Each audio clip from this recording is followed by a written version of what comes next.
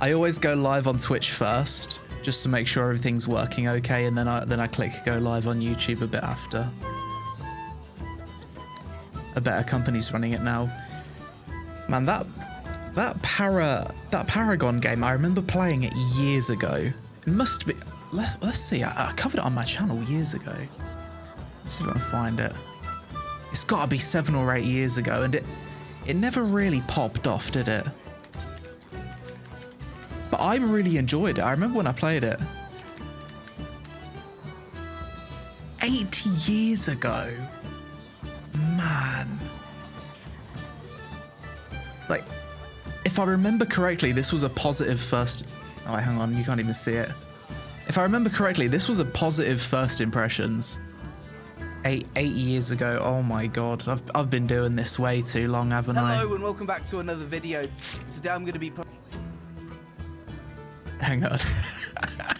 I think I was a very different person 8 years ago. Wait. Hello and welcome back to another video. Today I'm going to be playing a new MOBA that's recently gone into early access called Paragon. This game seems to be quite similar to Smite and was made by Epic Games in Unreal Engine 4. So let's jump right in and see if this is a game worth playing. So this is where you select your hero. Currently there's 14 heroes in... I was so much more optimistic about all the games back then. I was so like...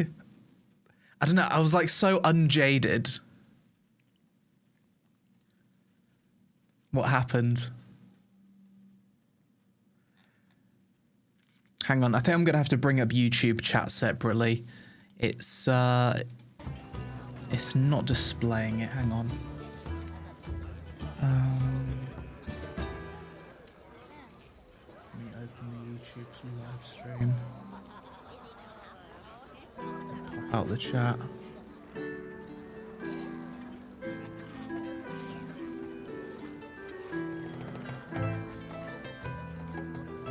Is the YouTube chat not appearing on the screen or something? I keep having this problem. I haven't been able to fix it. YouTube chat not working on multi-chat. Bizarre.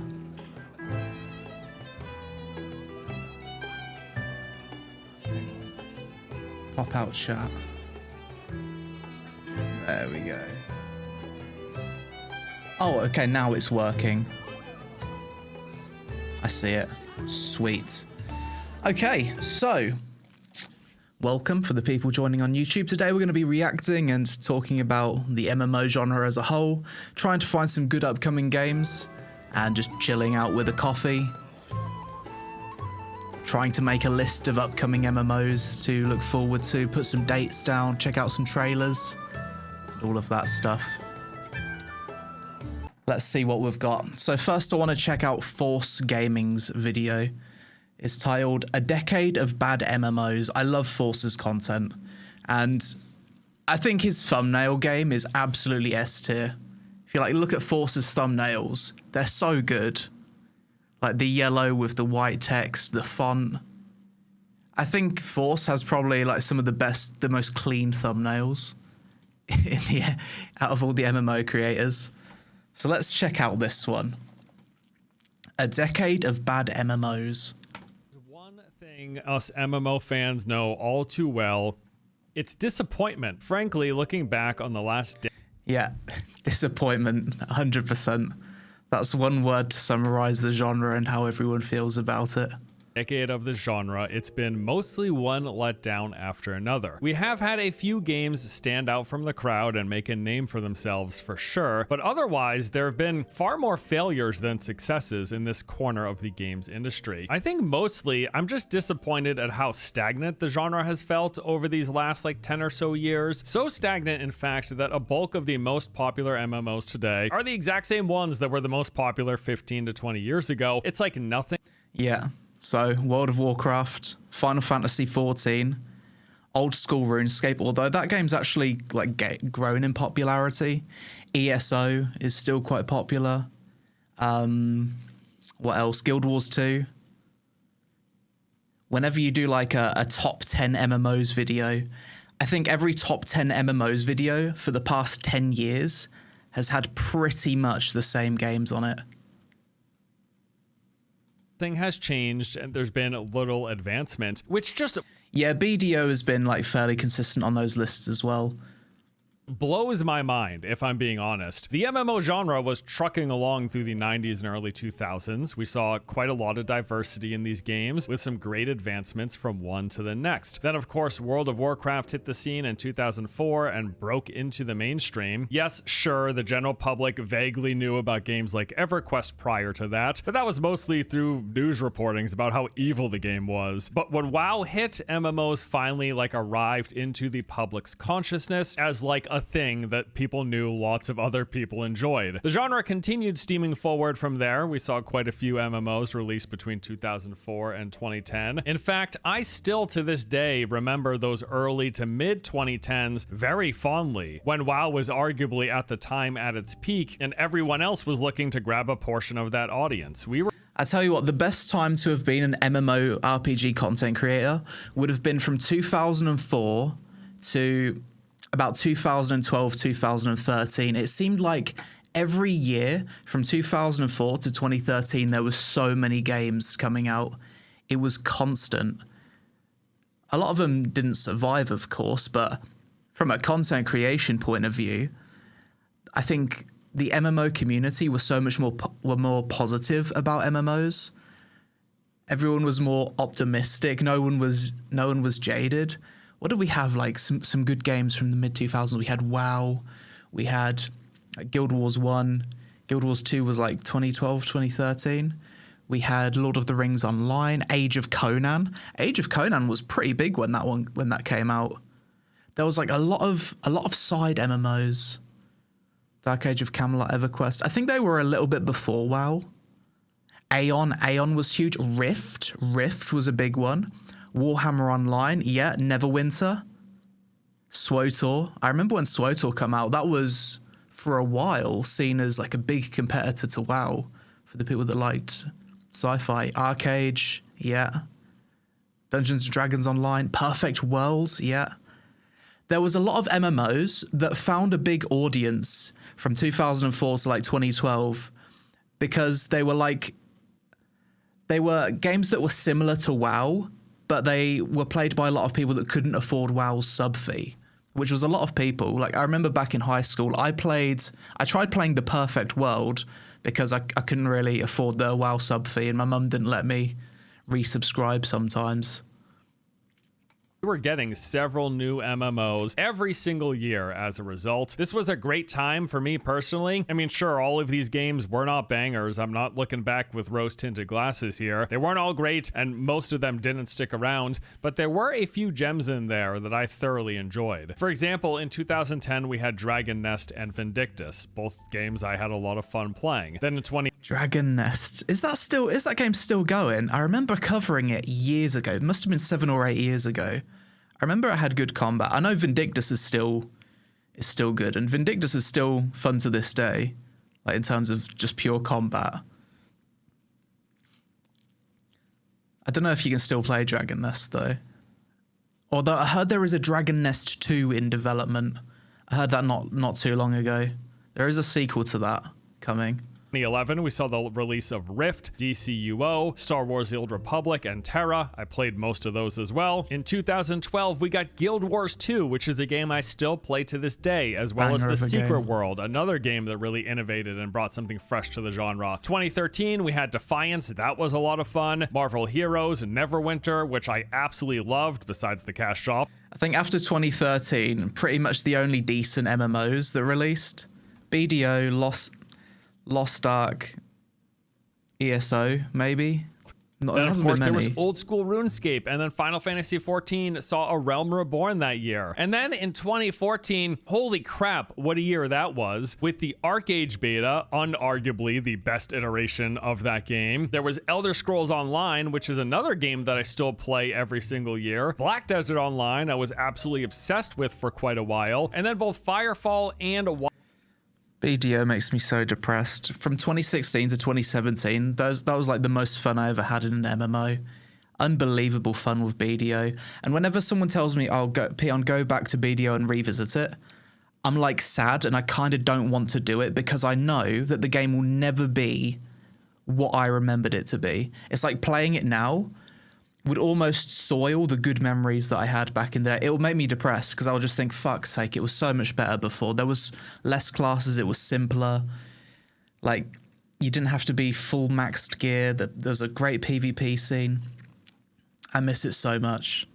WildStar, both of which I also played a real lot. All F's of that in the chat in a for single WildStar. year. 2014, man, that was a jam-packed 12 months of new MMOs. Let me tell you, I had a blast. And I recall during those years just being so excited at the steps and evolutions that these games were taking. And I just assumed back then that this trend would continue going forward. And like 5 or 10 years down the road, we would continue getting more new, interesting twists, takes, and advancements on the genre. Sure, I expected many of I think we all had that assumption.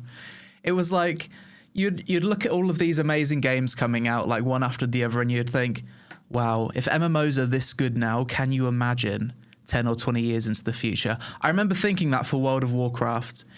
Like when World of Warcraft was at its peak, Wrath of the Lich King, I was thinking, man, if MMOs are this good in 2008, can you imagine what they're going to be like in 2025. Yeah. of them would flop as many prior had. I figured a few would stick around, right?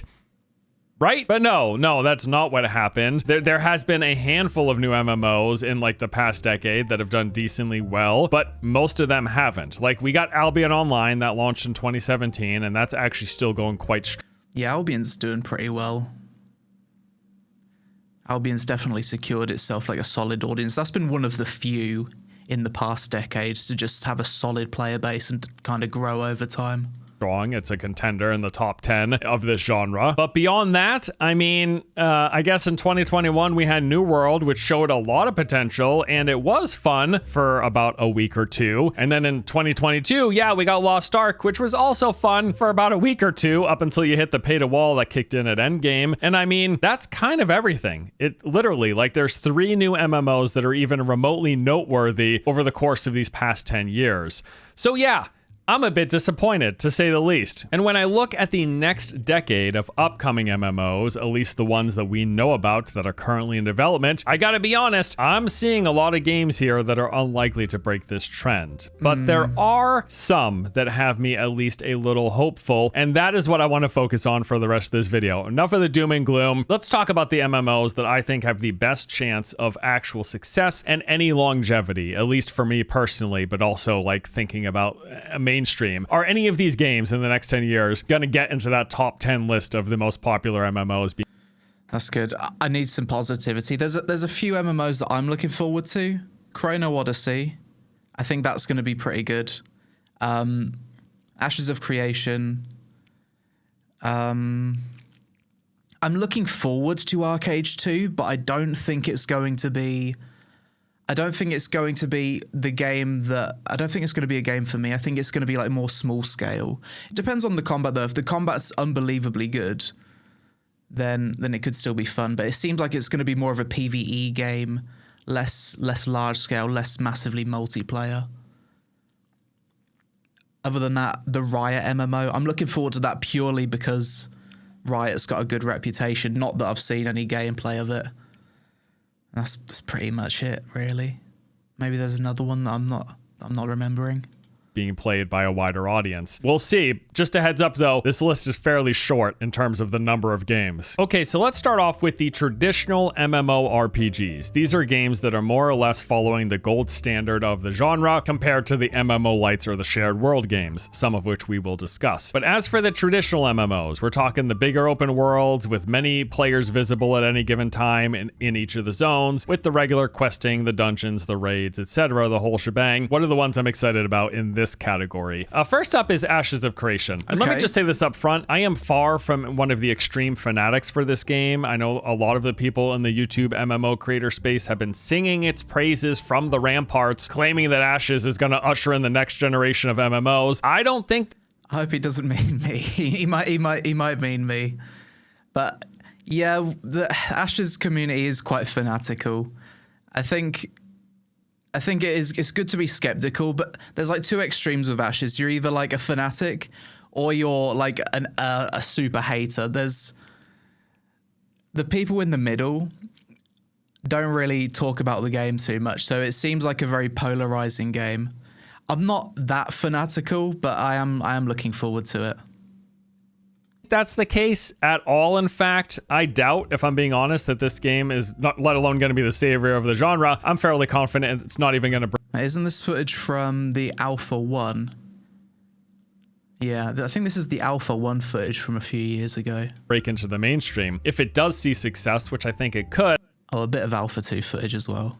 It'll likely be with a more hardcore audience. Now, that said, I can't deny finding elements of this game very appealing personally, and I think there's definitely going to be some fun to be had, and I'm looking forward to it. A lot of this is due to the fact that this game is pulling direct inspiration from the likes of ArcAge, which in my opinion had one of the all-time best open-world PvP sandboxy play spaces I've ever seen. I just loved so much about ArcAge when I played it in its alpha early beta that any game even remotely modeled after it piques my interest. So development of Ashes of Creation has admittedly been on the slow side. We are now 7 years since the launch of the Ashes Kickstarter, with no full 1.0 release date anywhere in the foreseeable future. Yeah, that's like a big problem that everyone has with it. It's like it has taken a long time. I think it's going to be another 3 years personally. What do you think, chat? How much longer do you think Ashes is going to be in development for?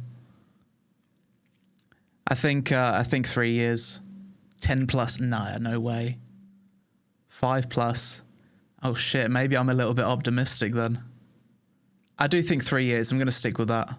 They are nevertheless making strides in their progress though. As you might recall, the game is currently in public alpha testing at this moment. If you're willing to drop the $100+ you could start playing immediately. And while what is currently being tested is a shell of what they are promising for the game's final version, there's still somewhat of a game here to experience. Now, you can fairly easily find some in-depth coverage of the ongoing alpha, thanks to there being quite a few dedicated YouTube channels out there. And from the bits that I've seen of various videos from different creators, there is definitely something appealing here for me. Now, I did briefly play an early alpha. This was a few years ago, like 3 or 4 years ago, and I had a fun enough time with it, and the game is looking much... I didn't know Force played the Alpha 1. I mean, Alpha 1 had dog combat. It's way better now. Actually, the main reason why I am excited for Ashes of Creation, and I still have a lot of hope for it, is after getting all the classes to level 25 and testing out all of the classes, the combat is very, very good. I really do genuinely believe that. I think it's going to be better combat than Guild Wars 2 by the time it's finished, and a lot of people consider Guild Wars 2 as having like the best hybrid combat in the genre. I think when Ashes combat's completely finished and they've got the dual class system, it will be better than that. I think it will be best in genre by hybrid combat standards. So if you can get the combat right, as long as the gameplay and the content's fun, then it's going to be a good game. So that's why I'm ultimately excited for Ashes, because I know the combat's already good. Better now than it did back then. So yes, I'm looking forward to this. Although again, I will add there is still a ways to go. My honest to God educated guess here is that we will not see a full 1.0 launch until like 2028 at the earliest. And I would consider that an aggressively positive estimate. I'd say 2030 is, and that ballpark is more likely. Although I will add that people following the game's development much closer than I have said that my projected timeline is way off, and maybe so. Check back in 3 years, we'll see where we're at that point. Either way, whenever this game releases, I will absolutely be checking it out, whether or not it has the potential to break into the mainstream, which I don't think it does. Regardless, I am looking forward to it personally, and hopefully it lives up to the hype that's been... Will Ashes of Creation break into the mainstream? I'm not sure, you know. He does have a point. It is a very niche game, especially the whole PvP aspect to it. I think it will be a great MMO for people that liked games like ArcAge and Black Desert Online. I don't think it probably won't appeal to WoW fans. I don't think they're going to like the whole open world dungeons and having to fight for grind spots. It will be a niche game, but I think enough people will enjoy it that it will have a big enough player base, I think. been building over the course of these past 7 years. Next on my list is Arcade Chronicles. Now this one is actually slated to launch in the not too distant future. I am pumped for that. There's a closed beta test planned for later in this year, and the full release is scheduled for the first half of 2026. Now the TLDR of this game is that it is a new spin on Arcade, although how much of the original game's DNA remains, we'll have to see. We do know that there are a few big changes for starters. So the combat is now action, replacing the original's tab target. The developer has stated that their goal here is to deliver combat that rivals that of single-player action games in terms of its responsiveness and the gameplay feel. There's going to be a larger focus on PvE content. In particular, it looks like we'll be getting much more in the way of traditional MMO dungeons and raids, which the first game did have some of, but it was far from the focus. They're also putting less emphasis on the open world PvP, with instance PvP taking priority. And we know that housing is no longer going to be fully open world. Instead, they'll be going with instance player houses in specific areas, which I don't like that, you know, like I think one of the best things about Arcade 1 was the open world real space player housing. It was very special, like going around the world and seeing all these houses that people actually lived at, having them be instanced. Yes, the customization potential is a lot better, but it's not the same. It's not going to feel as MMO, is it? It's basically the new Arcade Chronicles. I did a video on it a few months ago, and after researching it, the vibes I got was that it's like a fantasy new world. It's like an Eastern fantasy new world kind of thing. Like not overly massively multiplayer. Way more PvE focused. It seems like it's Arcade in name only. And when I was researching it, I couldn't find any information about the naval stuff. And like the two big things I think of when I think of Arcade, the naval content and the open world player housing. So I'm excited to play it, but I'm not sure if it's going to be a good game. I think the success of Arcade 2 depends on the combat system. If the combat's really good, I think it'll be fun. Which means no more land grab at the fresh start of servers, which may actually be a positive change. Now, beyond those things, it does appear that at least some portion of what I loved about the original Arcade is going to be present. We're going to have the fully seamless open world. There'll be the variety of traversal options with gliders, boats, and scheduled carts that take you from one place to the next. There will be trade pack runs and caravans, which brings a whole lot of interesting gameplay. And while not emphasized, it does look like there will at least be some areas that have open world PvP. The things that we're still unsure of include whether or not they're going to have the similar crime and trial system where you can commit crimes like stealing other players' crops, and if you get caught, could be thrown in jail and brought before a jury of other players. If they're going to use a similar class system where you select from multiple trees, each based on traditional RPG roles and playstyles, with correspondingly themed skills like there's a tank tree, a brawler, a rogue, a ranger, a healer, etc. And then you pick the three you want, and that three combination determines your class. In total, that original game had 220 potential combinations and individually named classes, which was really cool. Do you guys think Arcade is going to go with the same class system? Arcade Chronicles is going to go with the same class system as the first one? I have a feeling it's not going to. Are you guys excited for this one? Like, how excited are you out of 10 in the chat for Arcade Chronicles? Give me a rating out of 10. For me, a 6 or a 7, maybe. That's my excitement level for it.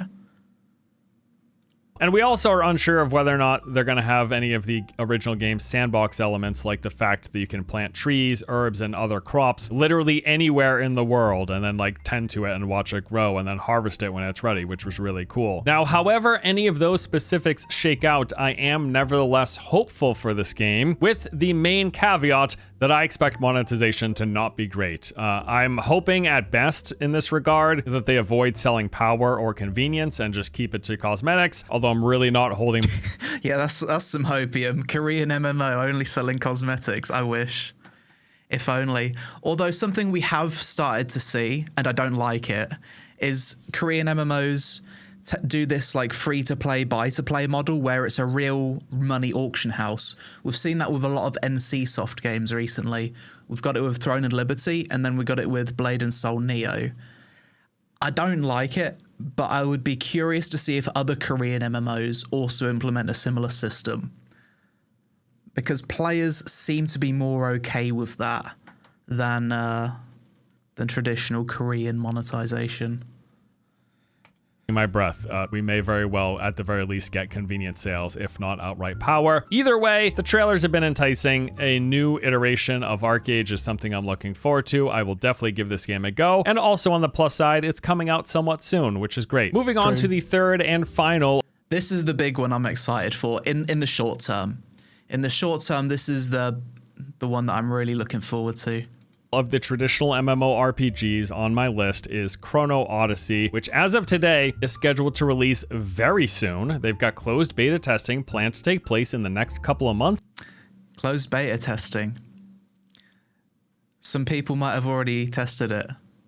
It might be good. Here with a full so I've heard release scheduled for Q4 of this year. That is right. We should be playing this in 2025, apparently. Now, Chrono Odyssey is a traditional open world MMO. The game's gonna have real-time action combat with all of the basic attack, defense, and dodge mechanics. It's also gonna have weapon swapping, which I know can be quite divisive. A lot of people hate this. I don't mind it so much. But one interesting note here is that not only will this weapon swapping mean changing your skill bars, but apparently they're gonna let you alternate holding weapons in one or both hands, kind of along the lines of how it works in Souls games, where you can alternate from having it in one hand or wielding it in both hands, and then having one hand in an offhand, which sounds like it could be really cool. They've got 6 confirmed classes, each come with 2 weapon specializations. There's the swordsman, the paladin, the sorcerer, the berserker, the assassin, and the ranger. They also have a rather unique mechanic where every character has access to this ability called the chronotector. This allows you to freeze time, rewind events, and even explore other timelines. Now, they've not really provided specifics as to how this is going to be implemented in game, but it's probably going to be along the lines of like time rewind, how it works for mages in WoW, where you can go back 5 or so seconds to the literal character position, health, and mana that you had at the time. Or maybe they're going to have like a sphere of influence where there's this bubble area in which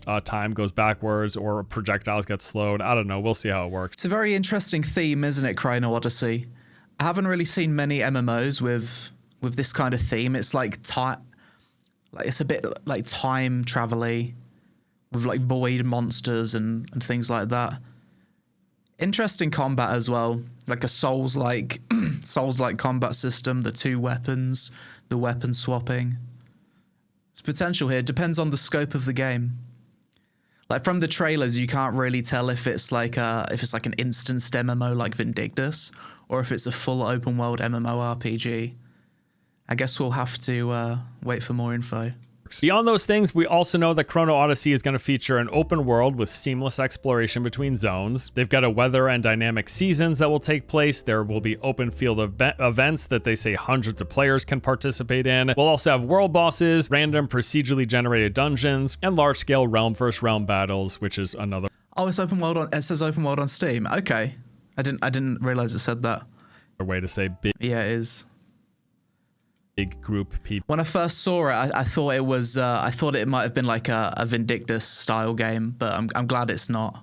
VP. So the trailers that they've released look good, although they're clearly not representative of actual gameplay, right? I mean, this is not real gameplay here. Although again, it is a fairly decent looking and sounding traditional MMO, and it is coming out soon. I will say though, similar to ArcAge Chronicles, I'm basically expecting the worst when it comes to monetization here. Though I would love to be surprised, I'm not expecting to be. Still, either way, I'm looking forward to kicking the tires, giving this game a ride around the block. Best I hope for is that it's fun for at least a few weeks to a month. Now, in terms of the problem with Korean MMOs is no matter how good they look, like Chrono Odyssey does look fantastic, but what Force just said is absolutely correct. You don't know what's going to happen with the monetization. These Korean MMOs, they could look absolutely fantastic in terms of gameplay, open world, all the features you want. They could be unbelievable, and then they could just be ruined by pay to win. That's the problem with Korean MMOs, man. Like, that's why I have so much hope for Ashes of Creation, because I know it's not going to be pay to win, and the combat's good. So it's just got like 2 like guarantees for me, essentially. It's so sad. Traditional MMOs currently in development that we know of and are going to be launching anytime soon. That basically does it. Like, those are the 3 that I'm actually excited for. They claim it won't be pay to win. Yeah, but every Korean MMO says it's not pay to win. They claim that because their definition of pay to win is different than what our definition of pay to win is in the West, unfortunately. I think every Korean MMO has always said, oh, the game's not going to be pay to win before coming out, and it's very rarely ever the case. However, there are a few MMO lights that I'm also quite keen on, and I think deserve a mention here. Soulframe. This is the next game from Warframe developer Digital Extremes. I have already played it, and although bare bones in its current implementation, I quite enjoyed it. The TLDR here is that Soulframe is like the inverse of Warframe in terms of its setting, its world, and its combat pacing. So this is the third-person fantasy action combat game. You go around fighting enemies, completing events, solving puzzles, and collecting loot. All of this is set in a world where nature has been corrupted by this evil force. You gotta fight the force back. It's basically like a bunch of aliens came down and they're polluting everywhere, and you gotta push back the pollution. That's the general gist of it. Now, the early version of the game that I played, which was referred to as the Preludes testing period, it's divided into two primary sections. You've got the world, the top level, which is an open world made up of different static points of interest with roaming enemies and camps all over the place, along with the Undercity, which are these underground, subterranean, procedurally generated dungeons. And the game has you bouncing between these two areas. You're going to spend some time moving around the open world, visiting points of interest, fighting. Tell you what, the UI looks pretty clean in Soulframe. I've actually got access to the testing of this game, and I'm going to play it later this month. I'm really excited to try it out. It does look pretty good, and Digital Extremes quite a decent developer. Hopefully it's not going to be pay to win. It probably won't be. Yeah, this could be a good one. Groups of enemies, collecting loot, and doing objectives, after which you're eventually directed into one of several underground dungeon entrances. You go in, you move through its various hallways, which are placed together procedurally, clearing enemies, solving the occasional puzzle, collecting loot, and then eventually you find your way to the exit, emerging back into the open world. Rinse and repeat, like that is the core loop of the game. Open world exploration, doing stuff, go into a dungeon, move through the procedural placed rooms and hallways, leave back into the open world, and up and down you go. Okay, that looks pretty fun. Yeah, I'm looking forward to trying this. And the NDA has just dropped, apparently, so I can stream it as well. Wow, okay. Yeah, very much looking forward to playing Soulframe. Haven't really seen much about the game. Initially, when I saw the trailer, I thought it was going to be like a full MMO, but it seems like it's more of an MMO light style game. Go. You do this over and over and over again, with the primary motivation being power progression, as doing the aforementioned activities grants you experience, leveling up your character, your class, and your weapons, while you also accumulate resources and currency that are used for crafting new weapons and armor. That open world, come release, by the way, is going to be a shared space, from what I gather, where you will see other people running around. From what I understand, this should be along the lines of what they do in games like Destiny, where you will inhabit instances of these open world zones, and other players will be coming and going. And then, of course, you can group up with people, you can invite your friends, but yeah, you'll see other people in this shared.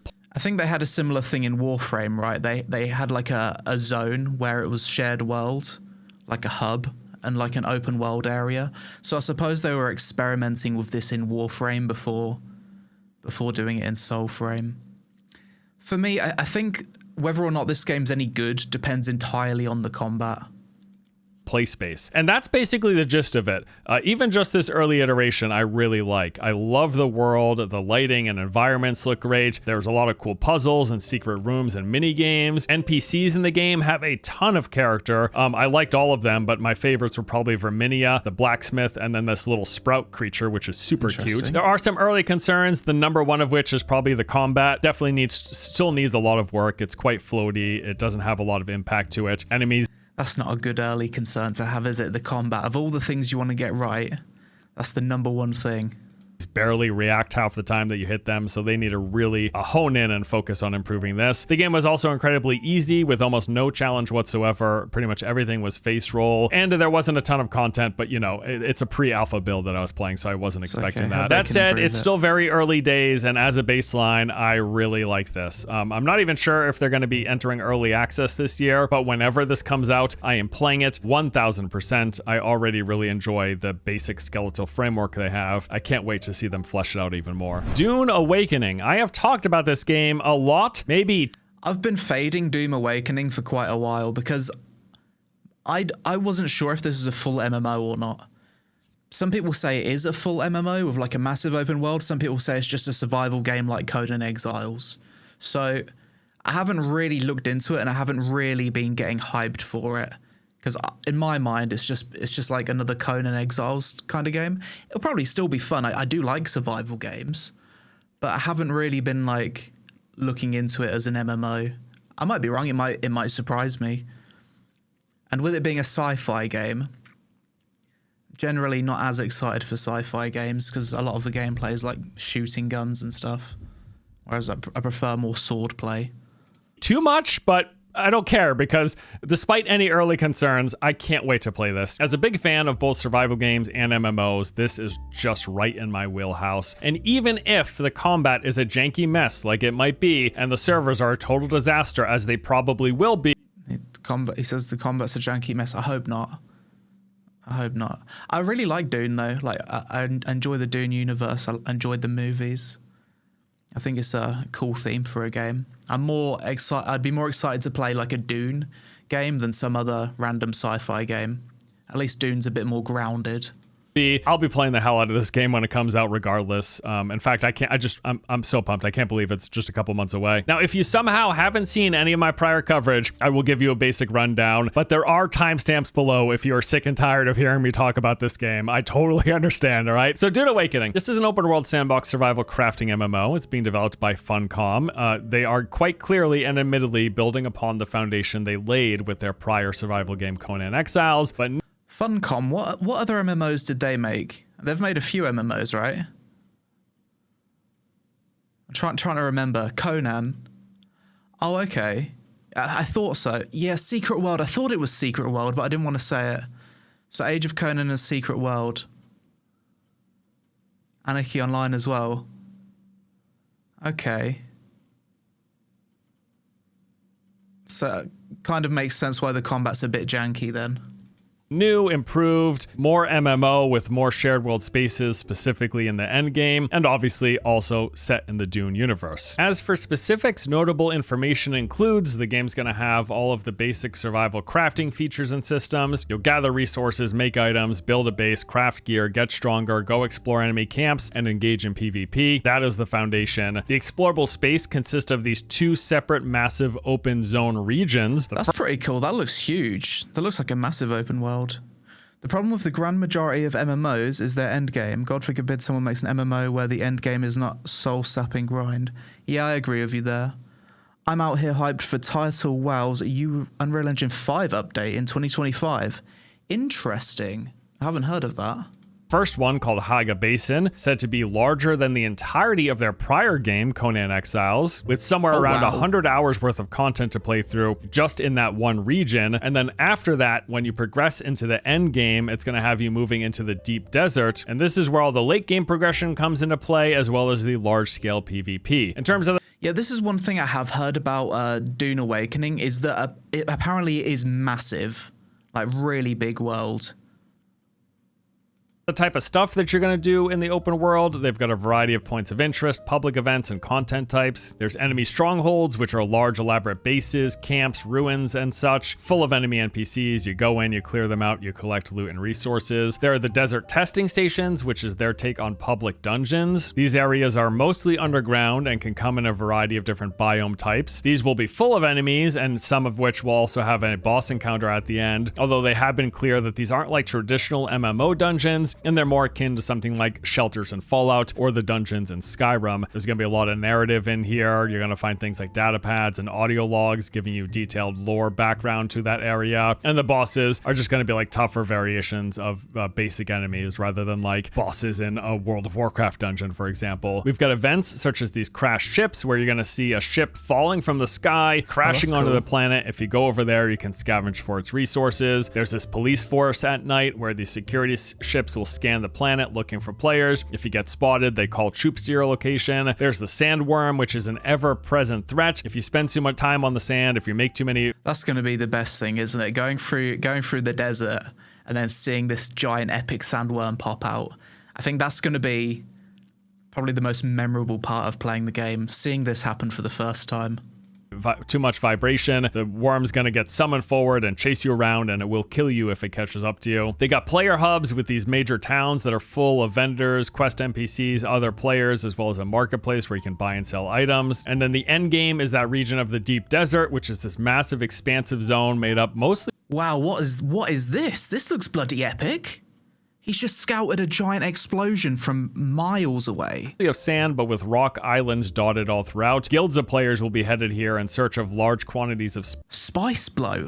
That looks fucking cool, to be fair. I love spectacle events in MMOs where you can see something massive in the distance and it makes you want to go there. I just love that kind of thing. That's very cool. Forces PvP. Okay. Resource and currency for the endgame crafting and progression. And then in that region is where this large-scale PvP conflict will take place, what they have referred to as combined arms, which is like sort of like a battlefield or planet-side experience where you've got tons of players all mixed in a variety of combat with ranged and melee weapons. There'll be ground and air vehicles, artillery, that whole thing, just big-scale chaos. Again, think battlefield or planet-side. By tons of players, do you guys know any more information on that? Like, I hope it's not like 100 players per server, like a lot of survival games. I hope it's like more than that. 1k on a server. Okay. I mean, if it's 1k per server or more, then that's like similar to New World, basically. We can call that an MMO. Like, it annoys me when you get survival games where it's literally max server cap is 100 per server, and then they try and call it an MMO. If it's 1,000, okay. That's what they're saying they're going to deliver on with the big group PvP in the end game. And that is the basic rundown of the game's combat and features. Now, like I said, survival game plus MMO in a shared world. Two of my favorite genres smashed into one. I'm just so pumped for this. Now, if you hated Conan Exiles, if you think that is a garbage game, you're probably best on avoiding this. But for me, I'm really excited to dive in. Also, this is like the only game on this in this video with a set release date, as Dune Awakening is set to launch in May 20th, 2025. Oh, that's really soon. May 20th, that's like almost 2 months' time. I'm actually quite excited for this one.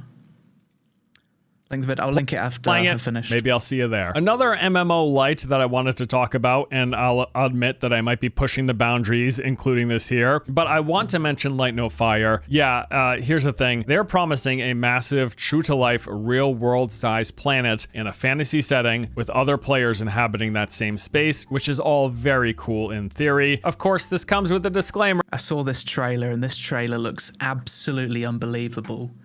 But then again, it's Hello Games, and they know how to make damn good trailers. I remember the first ever No Man's Sky trailer that had people losing their minds. So I'm looking forward to this. Hello Games really turned their reputation around. They fixed No Man's Sky. People love the game now. They've got a lot more experience, so maybe they can deliver on this crazy ambitious project they're working on.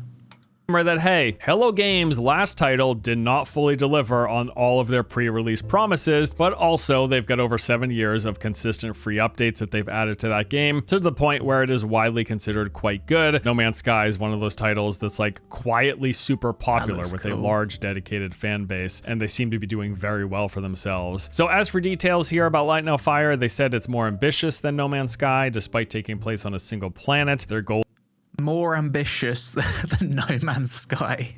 Okay. That's going to be mad. Was to deliver a lot. I mean, if this is in-game footage, it looks pretty good. A lot more depth and detail in that explorable space, and say it should feel less shallow. They claim to have built a game that is Earth-sized, an entire planet with a lot of various places to visit, mile-high mountains from on the top of which you're going to see rivers, canyons, oceans, and continents beyond, all of which can be traversed to and explored. Sean called Light No Fire the first quote. These little rabbit humanoids. Oh no, it's a fur. It was going so well, and now it's a furry game. Oh well. I hope the combat's good. Wait, our character's also a furry. Our character's also a bunny. Okay, maybe you can choose to be like an alien race or something. quote, real open world, something without boundaries, with us getting some glimpses of that in the trailer. It was also said that they're going to let everyone play together, alluding to this being a big shared space, but because it's so big, you're not actually likely to see everybody. You will. That sounds familiar. It's so big that you're not going to see anyone. Huh.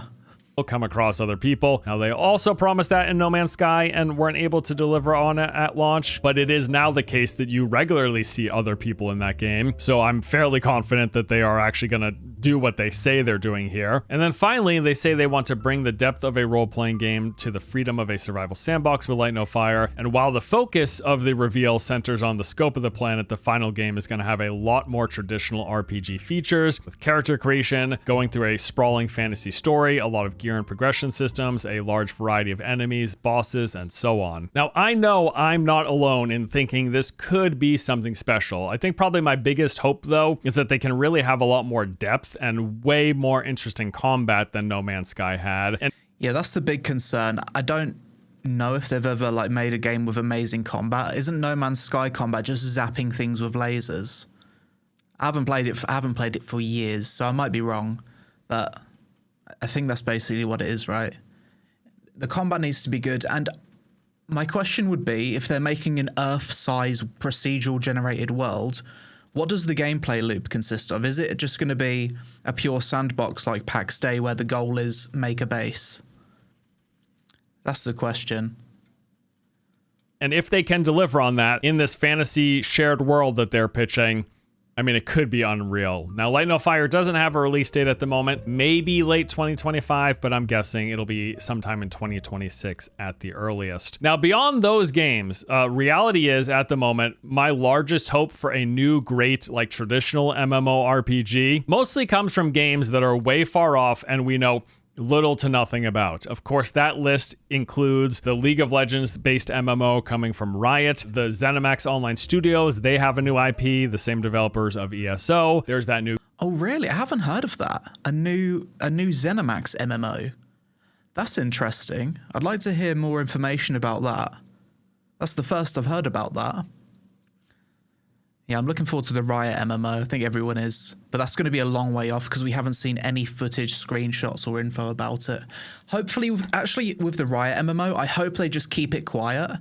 And then we only hear about it when it's like 2 years out from a full release. That would probably be for the best. New ZeniMax MMO is supposed to be some new Star Wars.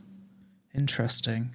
New Ghost MMO from Ghostcrawler, and then Sony reportedly still has one of their 2 Horizon MMOs in development, one of which was canceled, but apparently the second one is still coming from Guerrilla, as far as we know. And the reason for my interest in these games is that they have the financial backing and the development studios likely required to even take a crack at breaking into the genre's top 10 list. And so I'm hoping that one of, if not all of them, actually deliver. But again, the fact is, we pretty much know nothing about any of these games other than that they exist and they're in development, let alone have a clear picture or expectations for how good or not. Same for that supposed Lord of the Rings MMO. Apparently there's a Lord of the Rings MMO in development as well. I wonder if he mentions that as well. They're going to be. So really, it's just wishful thinking at this point. Now, there are way more MMOs on the horizon than what is covered in this video. But to be frank, I just don't have a large degree of hope for most of them, in the sense that I don't see them having the sort of staying power any of the genre's current heavy hitters have. Although I would love to be wrong, genuinely. Like, just take a look at my yearly list video for every upcoming MMO, and you're gonna see 30 plus games that are currently in development set to release in like the next 5 or so years. Maybe a few of them exceed my expectations for both my personal enjoyment, but also in terms of large scale success.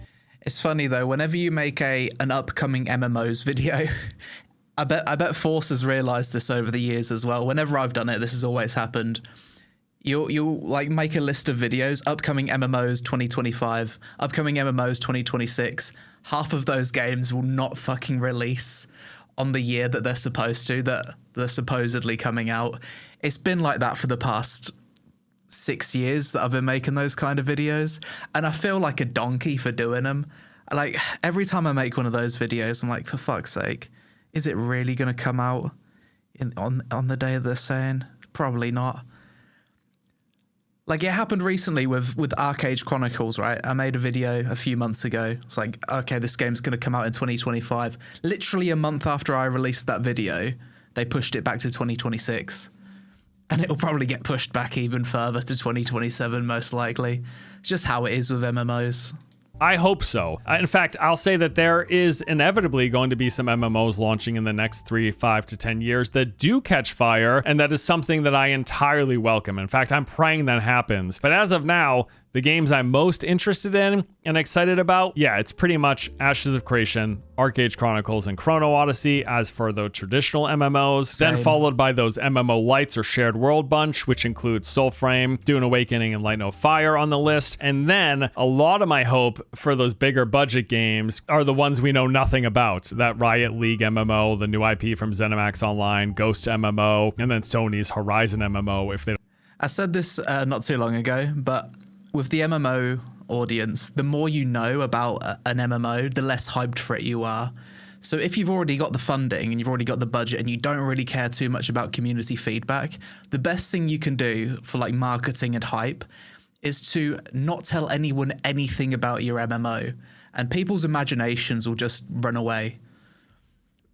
Like that's kind of how it is with the Riot MMO, I think. They don't cancel it in the next year. Though I will add one final note.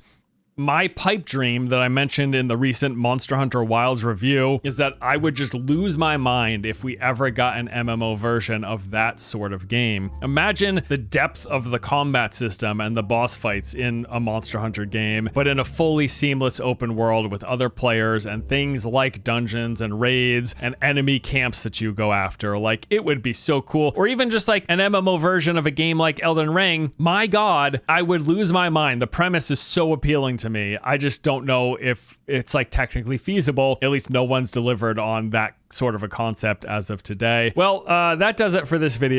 Yeah, that would be interesting. What do you guys think if there was like a Monster Hunter style MMO? I think it'd be cool. I don't know if it would work.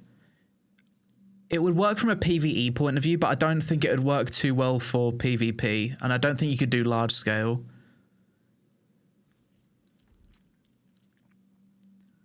A look at the upcoming MMOs that I'm actually excited for. If you think I shortchanged any game, any upcoming MMO or shared world game that you are personally very interested in, an upcoming MMO that you think deserves to be on this list, tell me why below, because I am all for getting hyped and excited for something new. So let me know if I missed something that you think deserves to be here. But that just about does it for today. Thank you as always. Hope you enjoyed the video. See y'all next time. Take care.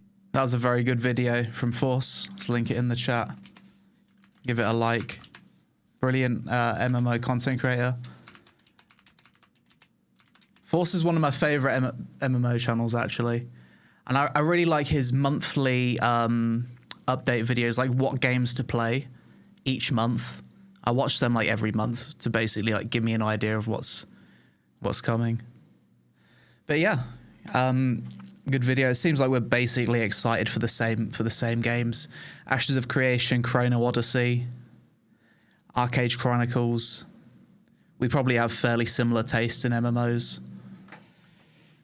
Yeah, good video. You can feel the sadness in his words. Yeah. I think you can see it in all our words whenever we make these videos. Did you see they're bringing back the MMO Defiance? I didn't, Guinness. Let's have a look. Let's see if I can Google it. They brought back Defiance. I remember that was like the shooting game, right? Defiance MMO. Angry Joe made a review about that 11 years ago. I covered Defiance 8 years ago. And they're bringing it back. Are they doing anything new with it, or are they just re-releasing it? 2025 trailer? Defiance MMO sorry, that's 13 years ago. I guess there's no footage of the Defiance re-release. I can't see anything about it on YouTube. Defiance MMO re-release?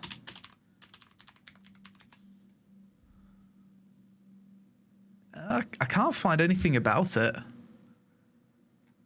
I guess there's not too much info on it yet. If you developed an MMO, what would you improve on? I think a lot of MMOs, they always have like one thing that they're really good at. It's either combat, PvP, PvE, but there's always something that kind of fails the game. If just an MMO released with Black Desert Online combat, for example, like BDO has the best combat in the MMO genre in my opinion, but without the downsides that Black Desert failed on, I think that would be a really good game. Like imagine Black Desert Online with good PvE content, without the pay to win, without the pop-in, and without having the whole business model revolve around adding new classes every month so that the game will never be balanced. I think that would probably be an insanely good game. Take BDO's combat and combine it with other things that have worked in the genre and have a good gameplay loop that doesn't just revolve around running in circles so you can get gear to run in circles faster. I think that's the kind of MMO I'd love to see. What about World of Jade Dynasty? I need to look into that. I've heard about it. That's a crazy game. From the monetization, we'll look into it a bit more later.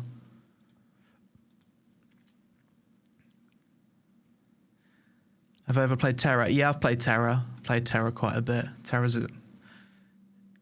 only available on consoles now, right? It's shut down on the PC version.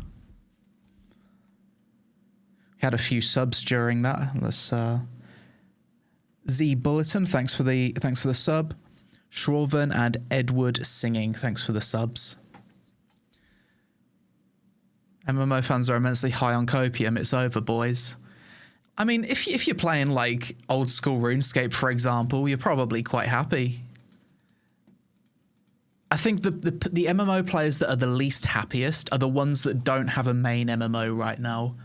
If you're playing WoW, are WoW players happy right now? Maybe. If you're playing WoW, Guild Wars 2, Final Fantasy 14, OSRS, maybe even ESO, you're probably okay. The most down bad MMO fans are the ones that don't really have that long-term game that they play. And I've personally been much happier since I've been like an old school RuneScape player, since really getting into OSRS. Turtle WoW is popping off. Let's just Google that, because you said Turtle WoW has an Unreal Engine 5 update, which sounds wild to me. Turtle WoW UE5. And I keep hearing people talk about Turtle WoW, but I don't even know what it is. It's like some private server, right?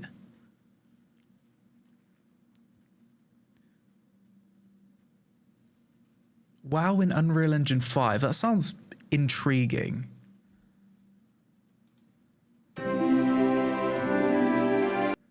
So this was 2 months ago.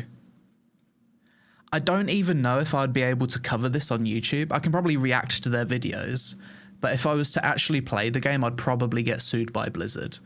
That's why, unfortunately, I typically don't cover private servers, but let's have a look. Unreal Azeroth, Turtle WoW. I mean...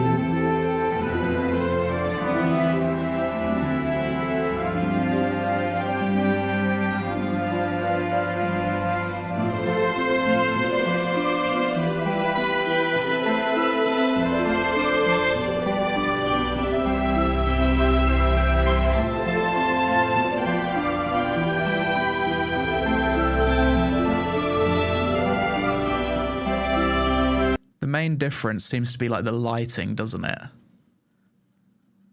Like the actual like, assets and stuff are the same. It doesn't look that crazy.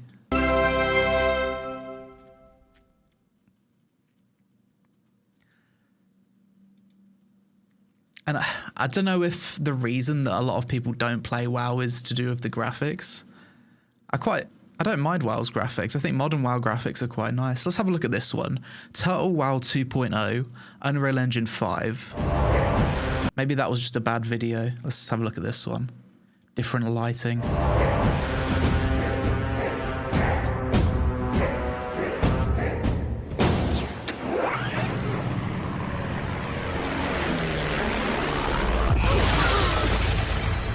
Still clinging to the old ways, eh? I guess it works. Occasionally. But why settle for the technology of the ancients when the future awaits? Welcome to the dawn of the new age, where legacy meets innovation. Here we make the magic happen. With just a sprinkle of ethereal dust and a bit of help from cutting-edge technology, we explore endless possibilities. Doubtful? Well then, see for yourselves. Revitalized for the modern era, Turtle WoW 2.0. I'm not sure if it necessarily looks better, to be honest. I'm not sure. It looks different. For the modern era, Turtle WoW 2.0 now runs smoothly on modern devices, ensuring an immersive and high-performance experience. And for those special few, Like, that looks cool. That looks cool. I think it depends on the area and it depends on the lighting and the zone. I think some zones probably like the light zones, like Goldshire, probably don't benefit too much from it. But in the dark zones where you can really see like the lumen lighting, maybe that looks better. You can maybe have better atmosphere. Better atmospheric lighting, yeah. who cherish the original essence or want to try something new, we've got you both covered. Turtle WoW 2.0 offers a choice between the beloved vanilla graphics and enhanced visuals, powered by dynamic shadows, superior texturing, and more, thanks to the Unreal Engine. Interesting. Even our Android-loving friends can join in on the fun. Embrace. Wait, what? You can play Turtle WoW on mobile? What? Or is that tablet? Join in on the fun. No, he's showing a mobile phone. You fucking what? I'm playing it on Steam Deck. No way. I never knew that. Okay, I'm a little bit impressed by that. Because you can't even play normal WoW on mobile. So how the hell has this random private server got it working on mobile? It's been out for 7 years. The server's been out for 7 years. So why hasn't it been shut down and they've been sued by Blizzard? It's ran from Russia as well, so Blizzard can't do anything about it. Okay. Interesting. Embrace both the old and new with full add-on support and groundbreaking modding capabilities, allowing us to expand the world like never before. Enhanced with robust anti-cheat measures, Turtle WoW 2.0 renders all previous hacking and botting tools ineffective, guaranteeing a fair and immersive gameplay experience. I'm not gonna lie, the more I'm learning about this, the more intrigued I'm getting. So is it free to play? What's wrong with it? Is it pay to win? So someone said there's 5k online concurrent or something. They actually ban bots. It's not pay to win. It's free to play. Tell me what's wrong with it, chat. Free to play, no pay to win.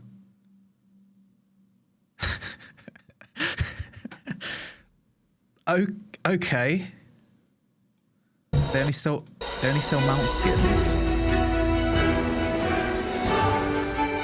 Dive into a vast world of new stories, where every turn brings discovery and excitement. The journey awaits, warm and familiar, but exciting and new. Welcome, one and all.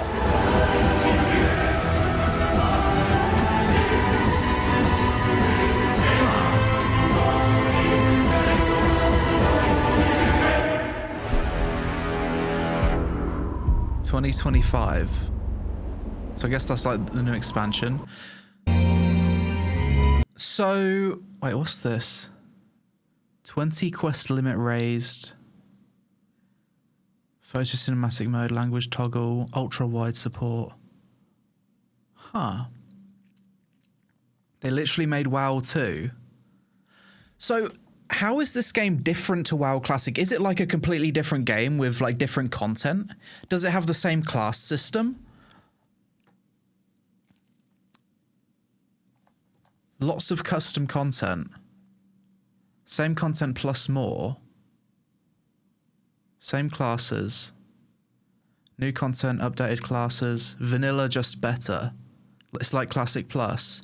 Holy. Okay, so now I'm finally starting to understand why I see people talk about Turtle WoW so much. I've literally never heard of, never looked into it. I just thought another random private server. Like, to be honest, like the graphics thing, it's interesting. I would probably download the game to try it out. Downloading a private server, I'm obviously going to be paranoid as hell about getting a keylogger or some kind of virus. So I'd probably do it on my other computer. But it sounds good. It sounds almost too good to be true. That's why I said, what's the catch? So there's usually always a catch. Russian crypto miner. Yeah. So how do they make money just from the mount skins? Started a few months ago, just cleared Blackwing Lair with my guild. Huh. Okay, you've piqued my interest. I don't know if I would be able to cover this on my YouTube channel, like if I ever downloaded it and played it, unfortunately. I'd have to look into it, but seems interesting.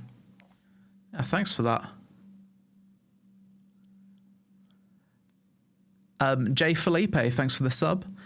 What do you think could and would save New World as an MMO and make it viable to the mass audience again? I think a lot of New World players are waiting for a big update or expansion or something. They've been a long time without a huge update, I think. I enjoy New World every time I play it. I don't know why I don't play it for extended periods of time, though. I'll play New World, I'll enjoy it, and then I'll stop playing it and I'll forget it exists. But I'm always open to come back to it, if that makes sense. It's a good question. Did you also watch Necrit's content about the Riot MMO and get crazy hype just to realise the game's 5 years from release? I did watch his videos on it, yeah. But I already knew it was really far away from release, so I watched a few of them, but I haven't watched all of them because I know it is so far away and it is super speculation content. Right, this is an interesting one. This came up yesterday or like 2 days ago from Kira. And I'm intrigued to see what's happened here. So this is with Arcade 2. It's titled Arcade 2 creator quits, ruins his whole MMORPG legacy. So I don't know what's happened here, but this is obviously to do with Jake Song, the maker of Arcade, and he was working on Arcade 2 the last I checked. So just move the camera over here. Let's see what Kira has to say. Clear to me that you either die a hero or you live long enough to become the villain, or in the video game equivalent, you either just quit making video games or you live long enough to sell out and start becoming a crypto bro and completely. Kira, don't tell me Jake Song's going to become a crypto game maker. Please no, Kira, don't tell me this. Just don't. He made Lineage. He's like one of the OGs of MMO development. There's no way. There's no fucking way. Ruining your legacy. And obviously we're talking now about Jake Song, the founder, the, granddaddy of MMOs in South Korea. This guy was there at the very beginning. While we had legends in the West, we had people like Richard Garriott making Ultima Online, some of the first, some of the biggest, some of the best, in my opinion, MMOs we ever got that shaped the industry going forward. This dude was over there in Korea doing the same thing. This guy, if you know anything about how South Korean gaming evolved, it would not be even remotely like what it is now. And obviously, some people are going to be like, lol, South Korean gaming's terrible anyway. It works for them. They like it. You know, it is what it is. And he made great games. He had vision. Oh no, I think Kira's about to tell us exactly what we suspected. He had drive. Wait, didn't Arcade already do some kind of fucking crypto thing? It was called Arc World, right? I remember that a few years ago. They released a crypto version of Arcade and they called it Arc World. And it basically released, and I remember just hearing nothing about it. I'm pretty sure it flopped. So if he's about to tell me that Jake Song has quit working on Arcade Chronicles to go work on some fucking crypto MMO, I'll be in disbelief because Arc World already failed, essentially, didn't it? Literally never heard of it. I haven't heard of a single person playing it. And he really saw something other people didn't, and he's responsible for some games that paved the way and also were very popular over there as franchises, such as Lineage. Obviously didn't do it alone, but this dude is a legend. And unfortunately, he spent many years doing what a lot of legends do, which is just be disappointed, just release things that don't do as good as you would have hoped that they did. And unfortunately, with this guy, I think Arcade was actually a good game. And you could see that this was a game created by somebody who really had like a mind for doing something other games were not doing. And Arcade is always going to be, it's going to go down in history for me as one of the most disappointing MMO projects, because it was just so criminally mismanaged and had so many small things go wrong and that were just never fixed. And for me, it will always be... That's true. To this day, I can't think of a single other MMO that people pine about more than Arcade back when it was in like beta, like when it, like the very, very early days of Arcade. Even to this day, 12 years later, people still remember and talk about it. And Arcade tried to do so many relaunch servers, fresh start experiences to recapture that and cash in on people's desire to have that experience back. I think there's like two MMOs that breaks everyone's heart: Arcade and WildStar. Probably those two. I can't think of any MMOs other than that. Maybe Warhammer Online. Arcade, WildStar, Warhammer Online. 3 MMOs that have broken people's hearts. The what if MMO. What if Arcade would have been very slightly different here or there, if they'd paid a little bit more attention, if they just stuck with the initial vision, if it wasn't ruined by monetization, what could we have had now? What could Arcade be in 2025? You know, would this be one of the most popular MMOs? I think yes, because it just had so much going for it. But unfortunately, if you followed Arcade at all, you know that the game went from pillar to post, at least with Western publishers. I mean, the company in general, XL Games, the company that Jake Song founded, this game's been passed around to the point where it's now owned by Kakao Games, and Arcade was published in the West by some of the worst companies ever before XL Games came and took it back. Tryon Worlds. Does anyone remember Tryon? Whatever happened to Tryon? Are they still around? I don't think they are, right? I remember Tryon had Rift and they had Arcade. Back over. I mean, we've had whole eras of content surrounding Arcade and just the fumbling of the game from companies such as Tryon Worlds, and then moving into when Gamigo acquired Tryon Worlds. Oh, Gamigo. Fucking Gamigo. I dealt with Gamigo in the past because they gave like everyone that made content about Arcade Unchained, they basically gave everyone like a referral link. I think Kira had the same problem with them. Like getting any money from the referrals, it's like it was a nightmare, and they didn't even give you like a link to see how many referrals you even got. It was like one of those affiliate things. Every single content creator could get one, but I think they were pretty shady behind the scenes with that. dog company. Trion also had, Trove and Rift. And how much of a fucking joke that was for so long, and how they constantly just lied to people and just did things that further diminished the game. And the problem is, this guy was in charge the whole time, all the time that the bad decisions were being made, that the game was being made into more and more of a theme park, taken away from the original vision that made the game good. And every opportunity that they had to pull this game out of a terminal nosedive, they just fucked it up. And it was this dude doing it, which, you know, you can go either way. When you look at what Arcade could have been, what the foundation was, and then Arcade 2 gets announced, you think, maybe we give him the benefit of the doubt. Again, we hope against hope, because we're MMO fanboys, and we have to pray that something's going to do it. Something's going to come out and be the one again and occupy all our time and make us feel like we were, 13 again playing these games. Or, of course, a lot of the MMO fans are older people. But for me, I was a super young MMO player, so for me, that's the nostalgia. But no game's done it recently, and I was still hoping Arcade 2 was going to be this game. And I suppose that is right. Jake Song, as much as he did make Arcade 1, he is very much at fault for not fixing the problems that the game had. It's like you've painted the Mona Lisa, but you've then stored the painting in a room full of mold. But he chose not to remove the painting from the room full of mold, and then the painting got all fucked up. I suppose that's my analogy for it. Maybe with this news it is, which brings us to the news.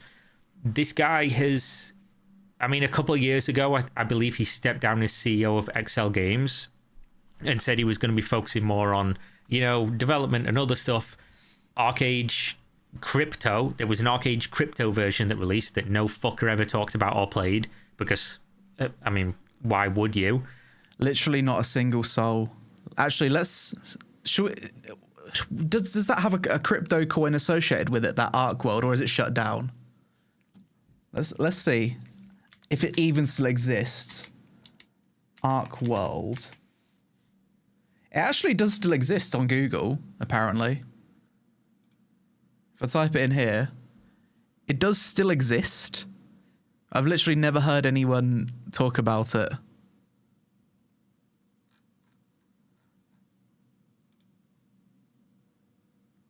Have they sent any tweets recently? December 5th, 2024.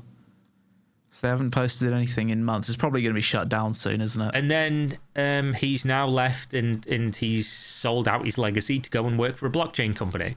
It's this dude's company, which is called Cross Protocol. And he posts something about, the legend, he's coming to join us. How great is this? He's going to help us bring blockchain gaming to the rest of the world and blah, blah, blah. And I'm not a hater. You might disagree, but what are those dates in your Google results?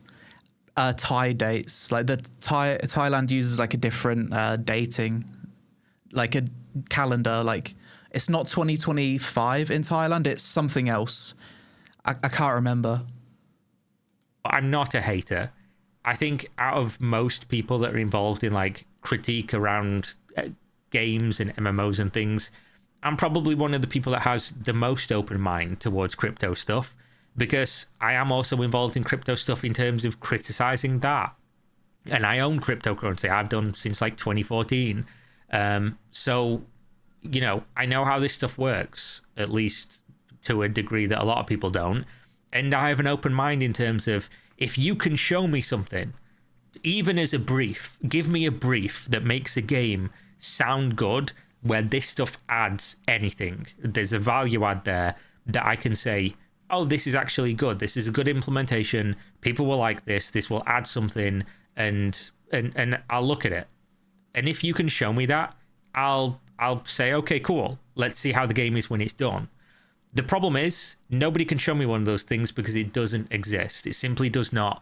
Aside from the business model of have one of the most popular games ever and then have NFTs be cosmetics.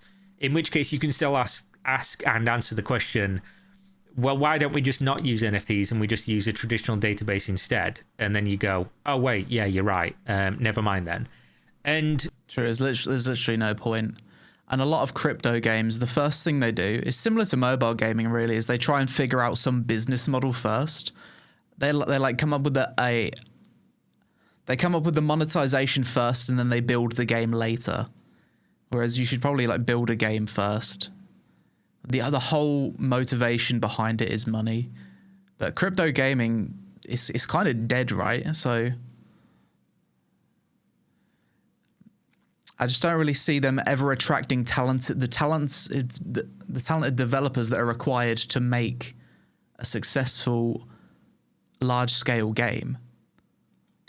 My argument, I guess, and some people's argument would be, oh, well, if we have this technology, it will be easy to raise the money for, developing the game, because a lot of VCs and things want to put money into these, and VCs are not putting money into gaming right now.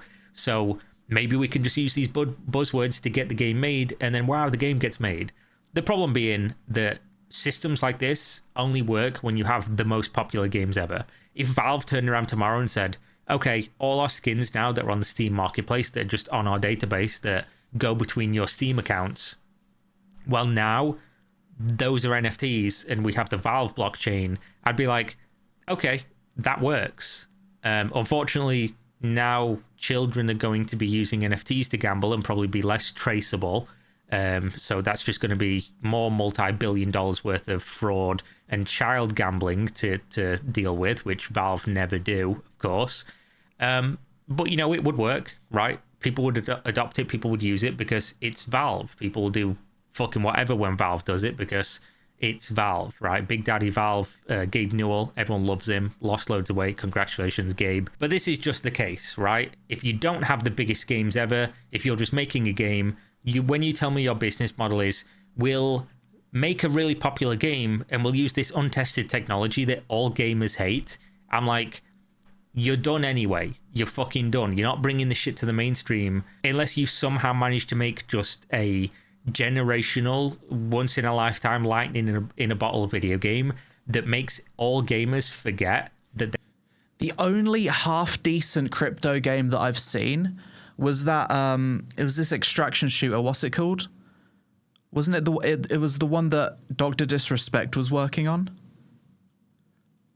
Off the Grid. Yeah, that is the only one that looks decent in terms of gameplay. Every other one has dog gameplay. Axie Infinity, I've seen it. It's terrible gameplay. It's like something from the mid-2000s, which is basically how almost... Oh, Docs was called Dead Drop. Okay, I thought it was Off the Grid. Yeah, Off the Grid is the only one that actually looks good. I think Kira tried Off the Grid, and he said it was actually a fun game. Docs one got cancelled. Okay. If you looked at Bitcraft Online. Ah, thanks for the reminder. I was meaning to look at that because I think that's going to be playable soon. Is Bitcraft going to be an NFT game or a crypto game? Like the name suggests it, and I think I remembered hearing about an MMO get kickstarted not too long ago that was like crypto, and I think it might have been Bitcraft, but maybe I'm misunderstanding it. They hate crypto and blockchain, and when you introduce AI to the mix, you're basically just, when somebody says like, oh, I'm in AI and... Did you ever play Riders of Icarus? It's shutting down and being sold. I did play it. I didn't know it was being shut down though. Wow. And blockchain gaming, I just think you're either a scammer or it's just verbal diarrhea. You're just talking utter shite because AI, blockchain, none of these games exist. Nobody playing these things. They're just vehicles to manipulate stupid people to give you money. Prove me wrong. Link me one of these games. And again, I took flack when I played the shooter game. I can't remember what it's called. And I like that game. It's actually a mad fun game. I don't know if it's dead now at this point because I don't play those games for long periods of time. But I like that game. Was there a value add by having crypto and NFTs? Not really. You know, it's a gimmick. It's something that, like, it's a little bit exciting if the things had value, but they don't, because if it's something you can just farm in a game, there's going to be loads of them and you know, they're not worth shit, so who cares? But that being said, back to Jake Song, he was in charge of Arcade when they had the most opportunities to pull this game out of the dumps, to do something with the game, to not continue to do like, oh, it's a theme park game now. Oh, we don't care about the sandbox that we created and all these cool features people liked. Let's compete with World of Warcraft, even though we're worse than that game. Yeah, that was one of the things that I disliked about Arcade. I think I remember from my review of Arcade Unchained, I think I really praised heavily the sandbox elements, but I hated that they did like whole weeklies and dailies, and it felt like it was trying to be more of a theme park when the best parts of the game were sandbox. Haram dailies, yeah. Awful. It's really bizarre because people loved what early Arcade was, and then the more they developed the game, they kind of went away from their original vision. What we're trying to do. This guy was in charge during all the worst decisions for the game. Yes, he made it, but he also broke the game and he completely ruined it and killed it himself. I still... Fair point. Maybe it's a good thing that he's leaving. Had hope that the guy who had the vision to make that game for what it was originally could make Arcade 2 the same thing. And one good step, I guess, is that he was there when Arcade 2 was foundationally being made, and maybe that leads to the game being good design-wise, and then somebody else takes over that doesn't just make every decision wrong every time and completely nosedive the game for over a decade until it completely fails. But it is really sad. I'd rather Legends just retire and move out of the industry, or go make indie games or something, you know, do something that's respectable instead of just shitting on their legacy completely, because this... True. And additionally, surely Jake Song is a multi-millionaire right now? Surely. Why would you go join a crypto company if you're already rich? I don't get it. Additionally, the same thing for like any celebrity that starts making shit coins when they're already fucking rich. I remember Floyd Mayweather. Didn't he promote some... He promoted some meme coin. Bro is already fucking minted. Hawk Tour as well. Yeah, I don't get it. I don't get it. It's absolutely baffling. If you're already turbo rich, celebrity, you've got everything. Oh, let me just make another mill, maybe, by promoting some fucking meme coin. Donald Trump as well, the fucking Trump meme coin. Oh my God. As soon as I saw Trump and Melania release meme coins, I thought, yeah, that's over. The crypto bull run's 100% over. And I think that's actually probably marked the top. If you look at where they launched their meme coins, it's been down only from that point onwards. Why would Trump do that, honestly? That's just the stupidest fucking thing he's ever done. I think even people that support a lot of the things that Trump's done, I think even they can say that the meme coin thing was ridiculous. Cynically just looks like, okay, I'm done with making legit video games now. I'm just going to go get the bag from one of these dogshit blockchain companies, blockchain AI, of course, as well. Which, you know, fair enough, make your money and all that stuff. But this dude could have made money from doing practically anything. He could have been an advisor or worked at one of these other big MMO companies. I'm sure he would have had that opportunity, especially in the South Korean games industry, because the dude is a legend.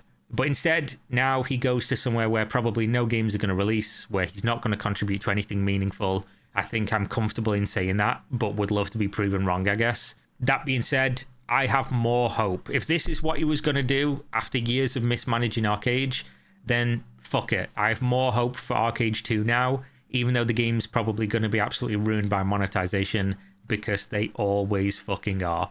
True. Either way, that's Jake Song. Ruined one of the greatest MMOs, you know, potential-wise ever. Made one of the best MMOs and also ruined it as well. So sad. But at least now we can't ruin Arcade 2. There'll have to be somebody else that'll you know, hold on to that responsibility. And someone will ruin it, Kira. You know that someone's going to step in and fulfill that prophecy. Which almost certainly is going to happen, but we'll have to wait and see. I would say usually when somebody moves on to something, say best of luck, but no, there's no luck, there's no respect for this. This is the fucking retirement for legends in the video game industry. Oh, what? I've got like a huge name where everyone recognizes me and I'm, one of the godfathers of the industry or one specific genre. Oh, I know. I'll just go make crypto games now. Fuck everything about this. But there we go. Thanks for watching as always. Links in video description. Go check out GamerSups. Use my link, my discount code. You get a discount. I get money back off anything you spend. Patreon if you want to throw me a few dollars. Suggest some content on the social media. I'll see you next time. Peace. The absolute state of it. Man. F's in the chat for Jake's song. Links to the video in the chat. Go give Kira's video a like. Kira's fucking cool guy. I've met Kira a few times in Thailand when he used to live in Thailand. Hung out, had coffee together.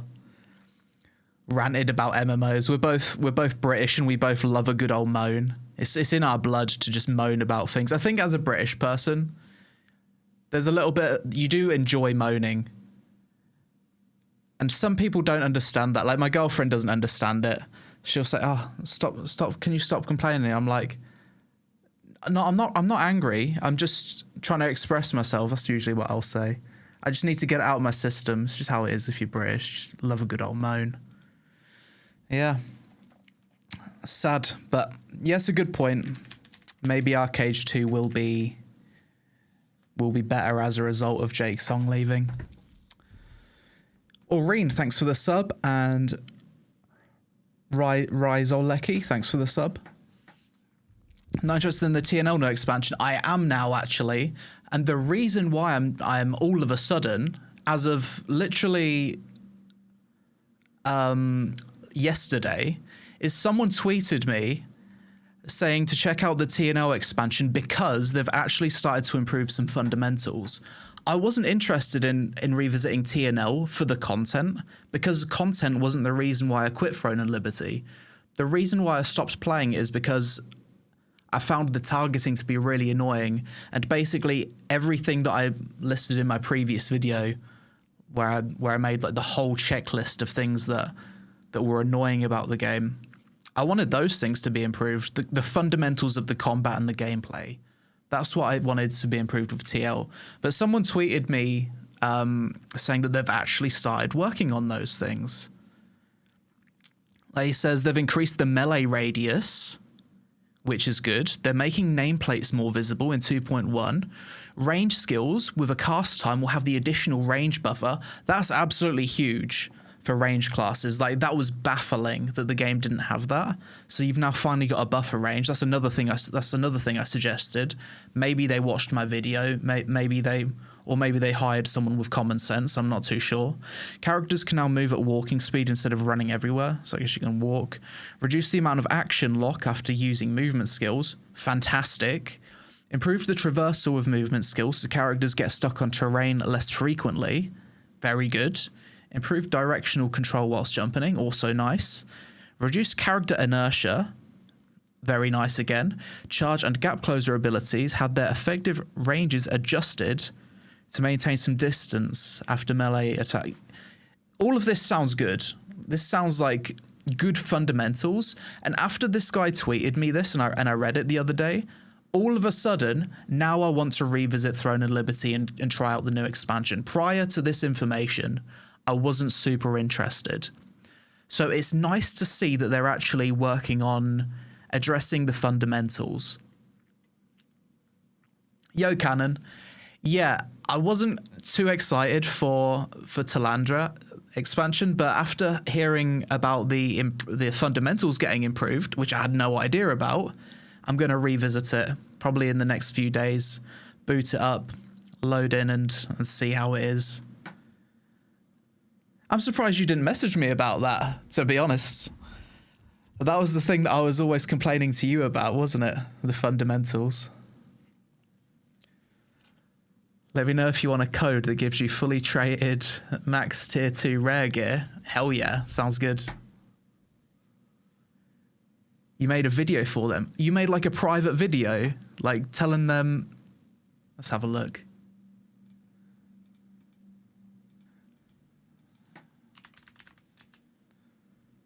Sorry.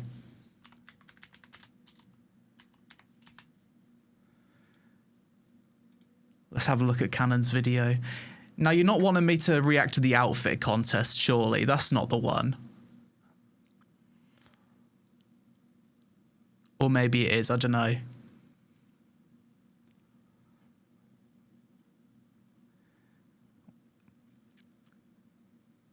Let me know what it's called now. I'll react to it.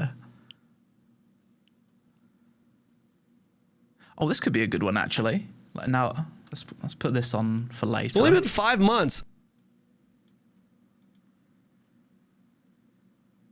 The sound of one at the top. Oh, okay, perfect. Sounds good. Okay. Thanks for the additional content. Okay, then. Whilst we're on the topic of Throne, let's watch Cannon's new video. I'm excited. Actually, really intrigued to revisit Throne now. Let's see.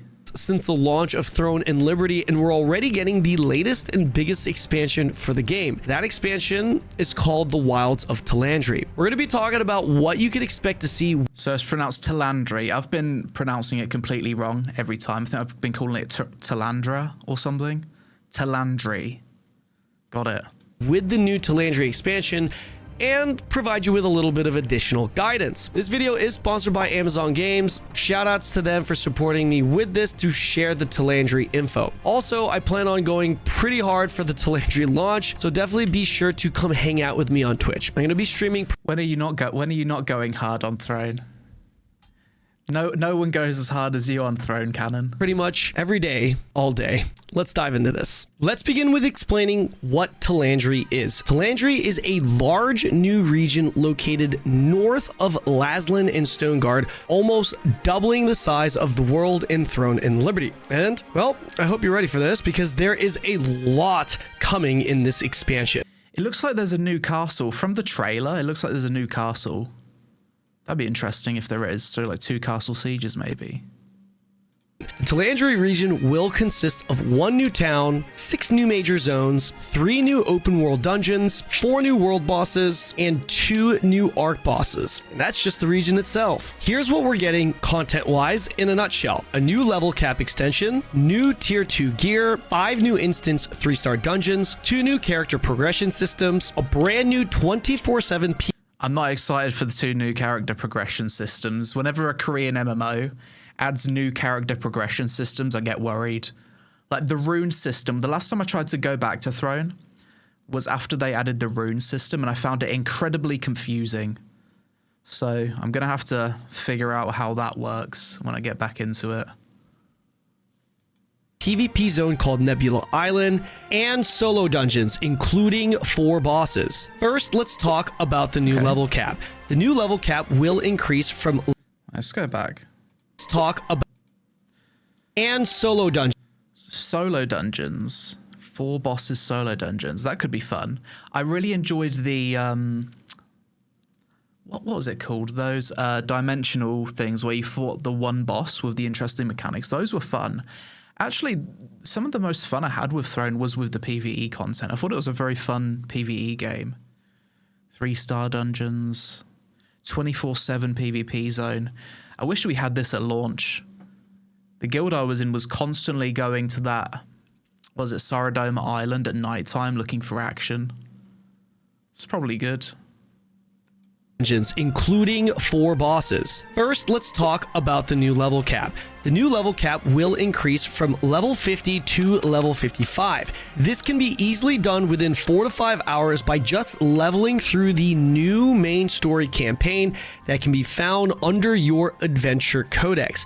Expect to see some pretty nice rewards for completing the MSQ main story quest, including some starter tier 2 gear that's definitely worth holding on to. We'll be touching more on this later, but do expect to see some new tier 2 starter gear that will be plenty strong enough to dive right into the TheLazyPeon content.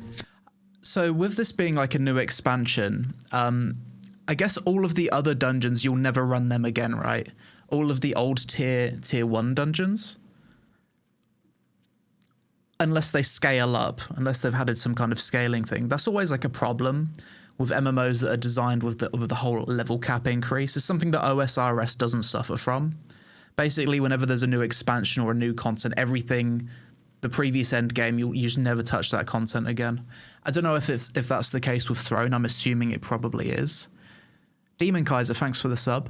Speaking of gear, TheLazyPeon is also dropping a ton of new tier 2 gear that will certainly open up the build variety from tier 1.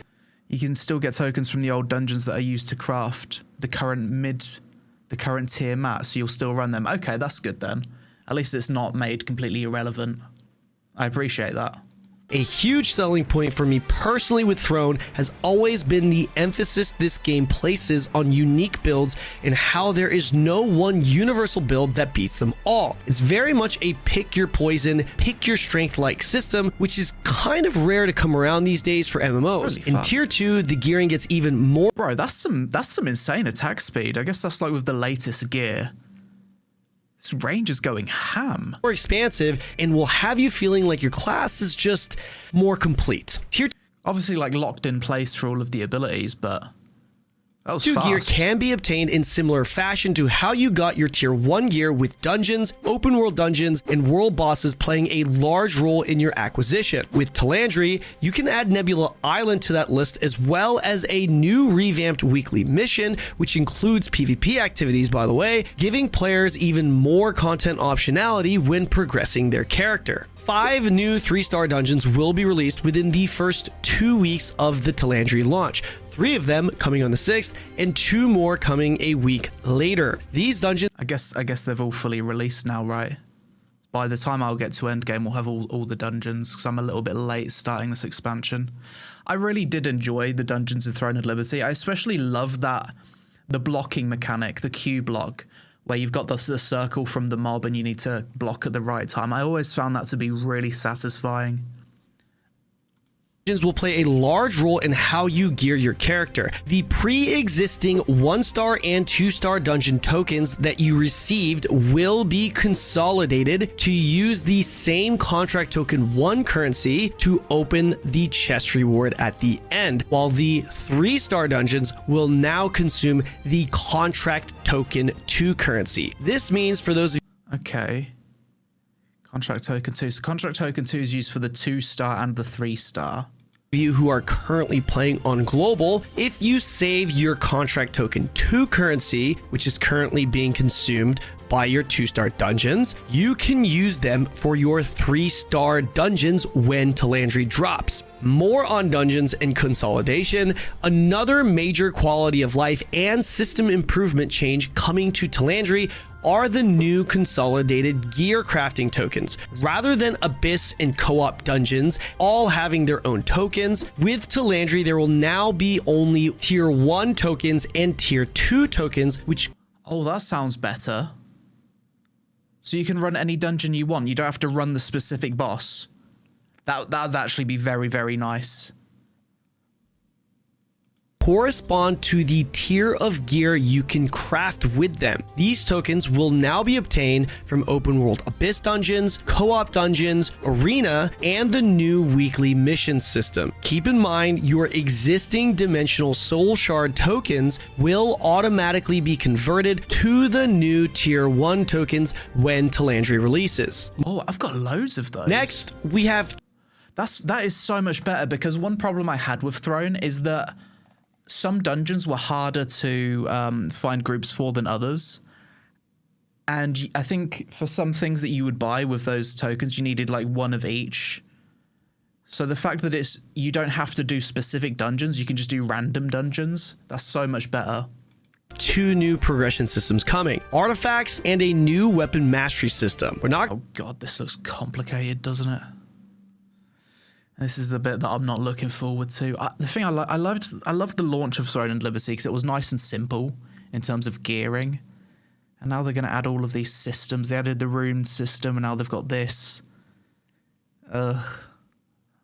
Not going to dive too deep into these systems in this video, but definitely keep an eye out on the official Global Throne site for a deeper dive. Artifacts are essentially additional gear pieces you equip that will give you some additional stats and bonuses when equipped in a set. The new weapon mastery system resembles something more in line with ARPGs, where you'll have a list of nodes you'll be able to choose from, offering you more power and opening up even more build variety.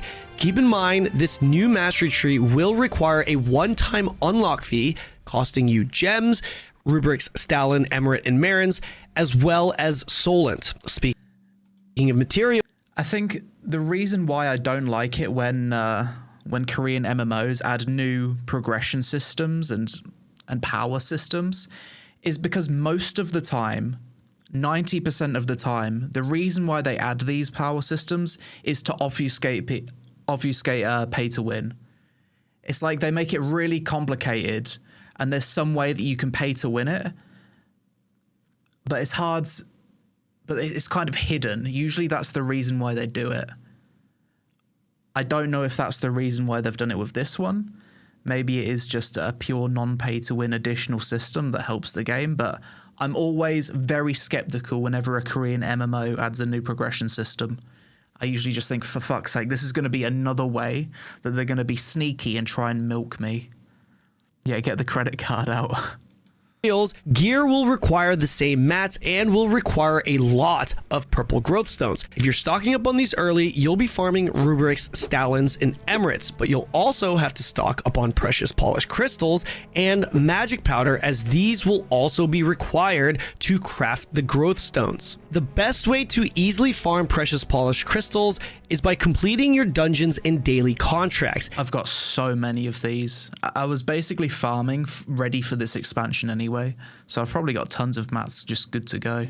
If you've exhausted all your dailies, the best way to continue farming them on your own is by soloing the first mini-boss in the 1-star dungeon Tyrant Isle.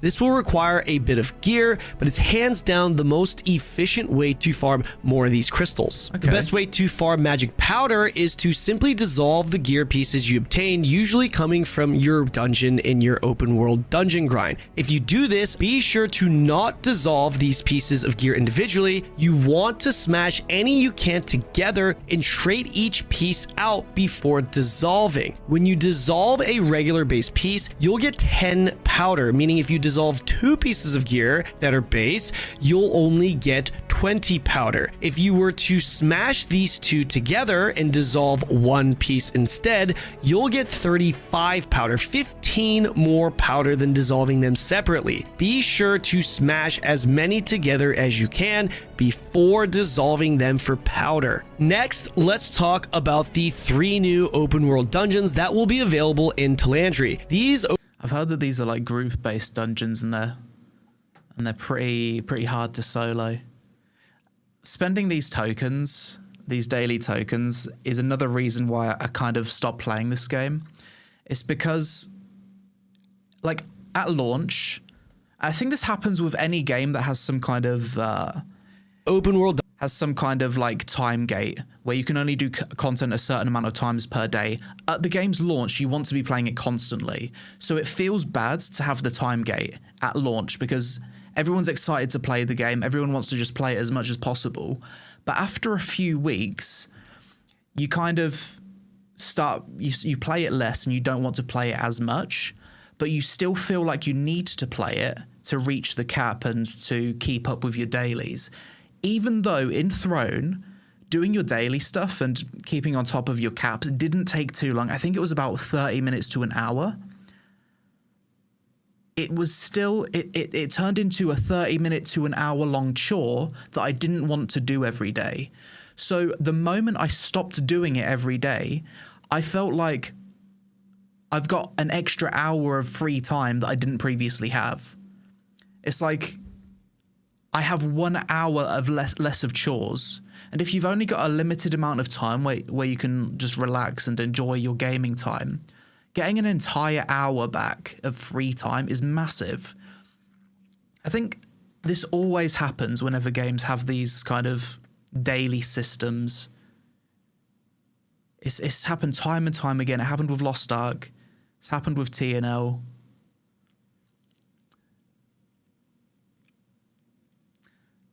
Just want to relax instead of melting, yeah. But I don't know, like, how would you solve that issue? It stacks up. Yeah, it does stack up. In Throne, the dailies were not as bad as other MMOs, but still, even still, it did feel like a chore, and I did feel a sense of relief when I stopped doing it, which you shouldn't feel a sense of relief when you stop playing a game.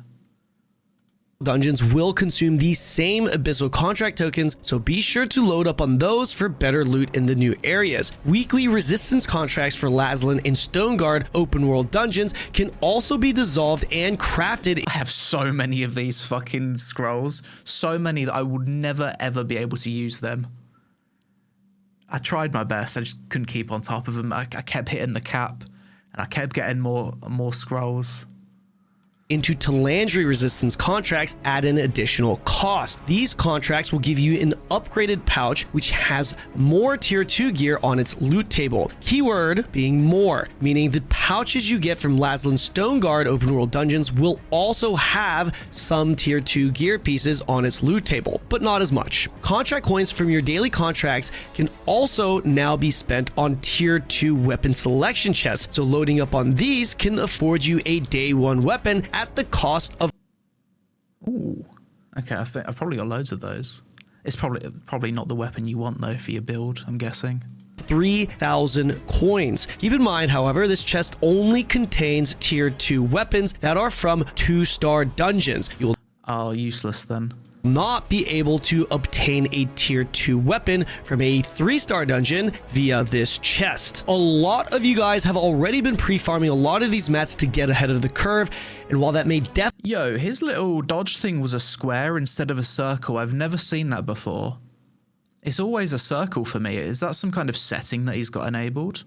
a lot of these mats to get ahead of the curve, and while that may definitely give you a head start, Talandry content will be released via milestones, meaning not everything is releasing day 1, and you will not... That's for dodge roll. Oh. That must be new.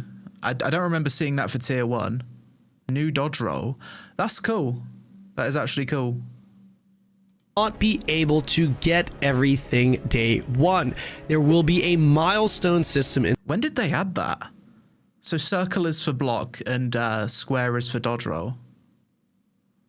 place, similar to what we had at the launch of our game, where new events and bosses will be unlocked over a period of time.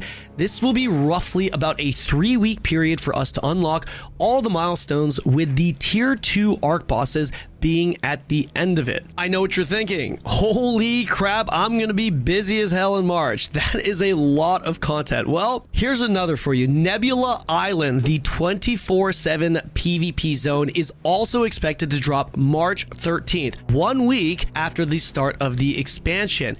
Oh, that must have already come out then. That must have come out yesterday. Oh, the dodge roll thing was added with tier 2 dungeons. Interesting. I remember the last time I played Throne as well, they was also talking about adding some kind of queuable battleground. Did they ever add that? Or are they still waiting on that? Or is that still in the works? Would you consider a stream guild? Only for a game that I'll be playing long term. If you're wondering what this is, think of it as a large open world area where players can farm really strong mobs with world bosses spawning for incredible loot. And the whole island, with the exception of one peace zone, is 24/7 PvP. The island is up 24/7. However, for players, there is a 5-hour weekly time limit. For those of you disappointed in hearing that, know that there are ways to increase that cap, giving you well beyond that. That's interesting. So I suppose with the weekly time limit, you couldn't just have one no-life guild literally sit there all day, every day. Although, if they're a no-life guild, they've probably got ults. So they probably could if they had ults. Okay, so let's just back this thing up. Bro's got the arc boss weapon. What a chad. a bit. I know that was a lot, but a lot of content dropping is good. Let me simplify what you'll be doing on a day-to-day basis. When TheLazyPeon drops, the day-to-day will be still relatively the same. Do your daily contracts and dungeons, then burn the abyssal contract tokens you get from them in the open world dungeons in The new island is inter-server. Okay, that's quite interesting then. TheLazyPeon. Big gear upgrades will come from your daily dungeons and open world dungeon grind. Pretty simple. When it comes to that grind, by the way, in 1-star dungeons, you'll be able to open 3 chests per run, with 2-star dungeons giving you the option to open 2 chests per run, so you can burn through your daily tokens significantly faster. Oh, and one last thing on dungeons. Most of you who have been playing this game have probably already heard about the solo dungeons that are coming to Korea soon. Well, you could expect that This boss looks really cool. Cannon has 8 arc boss weapons. What the fuck? The last time I played the game, each arc boss weapon, if you was to pay to win for it, it was over $1,000. Did he get them all from drops? That's mental. Content to also be released with us here globally the same week. We will be getting 4 of the first 8 bosses with TheLazyPeon, and these dungeons can reward you with some great rewards, including base tier 2 weapons.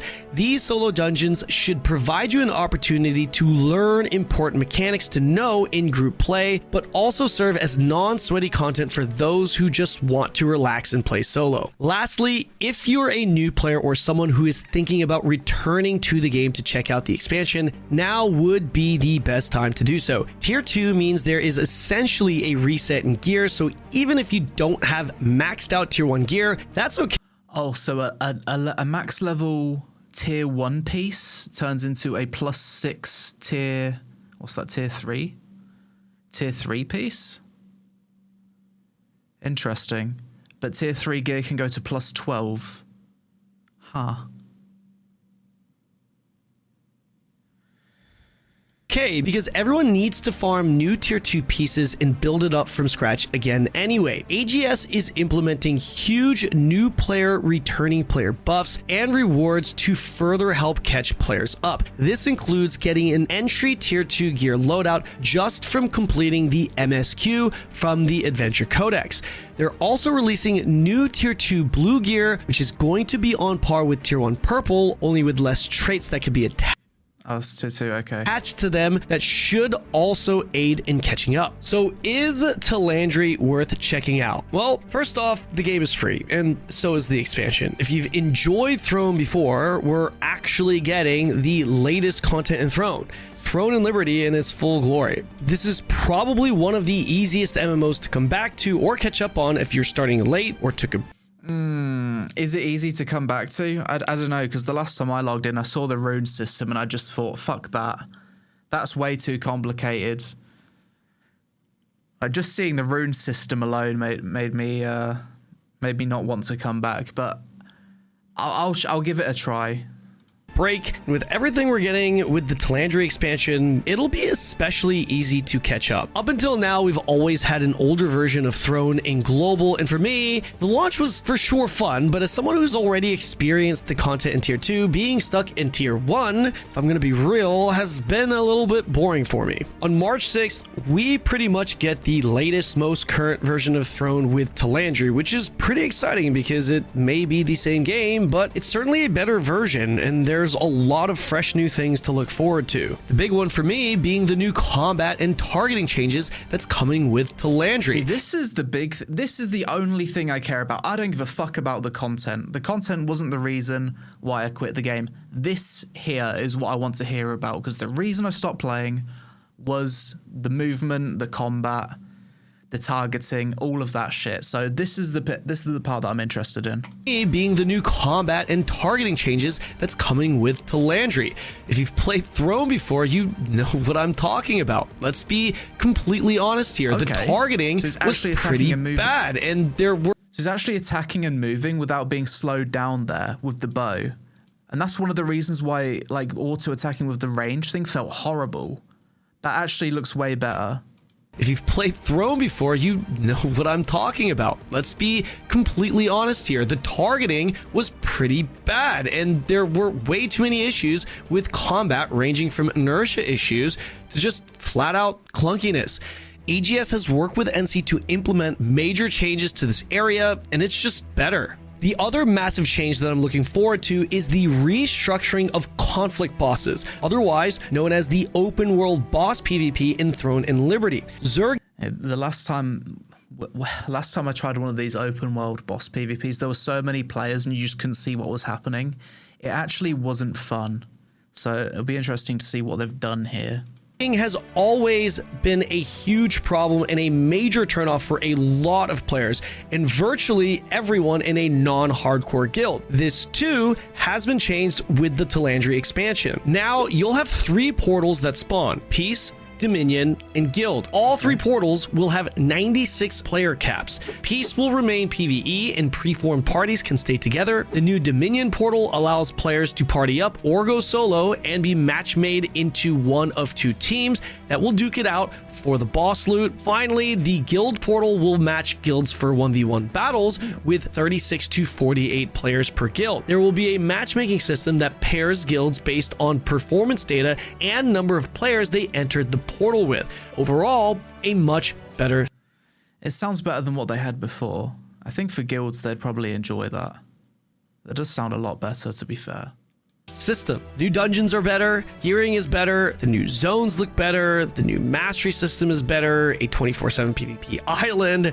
This on top of the fact that combat and targeting is being addressed. Post TheLazyPeon Throne looking pretty good right now. Personally, I'm planning on going pretty hard, so yeah, I'm pretty excited about it. One last thing, do me a favor guys, tell me in the comments section below what part of the TheLazyPeon expansion you guys are looking forward to the most. I really want to see what areas of the expansion you guys are excited about. Also, before ending the video, be sure to sign up for Amazon Games ID to receive some exclusive bonus Throne rewards, as well as other games on Amazon's platform. I'll see you guys in the next video. Cool. Yeah, the biggest thing I'm excited for is just improvements to the combat, because I liked a lot of the game's content itself. Let's link that in the chat. Go give Cannon's video a like. Definitely the go-to guy when it goes to Throne content and pretty much any Eastern MMO. Cannon will be the first one to cover it. Cool guy. I actually met him in Bangkok in January. He was on vacation. We went for a steak. Cool guy. Chill dude. That costume contest. When I saw this thumbnail pop up the other day whilst I was eating my dinner, I was tempted to click on it for the outfit. I was thinking, fuck it, oh. But I didn't want to be down bad, so we're not gonna click on that. Yeah, what do you guys think about Throne? Are you open to revisiting the game, or have the reasons why you stopped playing not yet been addressed?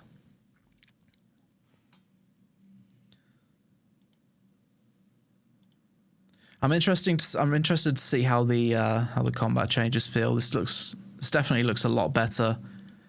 I did update Throne so I can play it anytime now. I just know I'm going to log in and I'm going to be very overwhelmed by these 3 new power systems which have been added. These changes will absolutely mean I'll reinstall. Interesting. Tried it. I don't vibe with the combat at all. That was the reason I stopped, but apparently it's better. That's why I wanna revisit it and see if it's better. Since the daily systems are the same, I know I'll burn out again. Fair. Yeah, me too, probably. Catch-up's too hard. Never played it. Not sure how new player feeling is like. I suppose as a new player, you'll just be MSQ from 1 to 55, so it might be better, although maybe it's more confusing to learn those new power systems from a new player's perspective rather than someone returning to the game. Combat is still the deal breaker for me, and the PvP zoomed in space with health bars all over the screen is too much. Yeah, fair. It's not miles better. Still a clunkiness between action combat and tabbing onto the mob you actually want to hit. I guess I'm gonna have to log in and see how it feels for myself. Either way, I think I'd probably still be able to have at least a week of fun doing the PvE content. I did always enjoy the PvE content in Throne. You can zoom out even more now. Okay, that's good. Yeah, I will revisit it.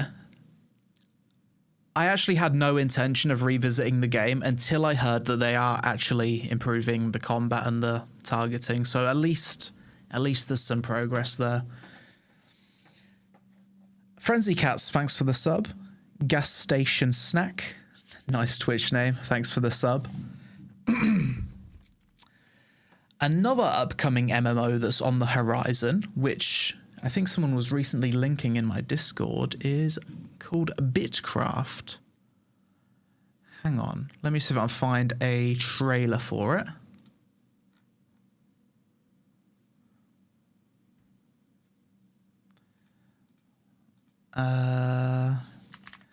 Bitcraft. So they recently come out with a trailer, and this game's going to be releasing soon. I don't really know much about Bitcraft. Hang on.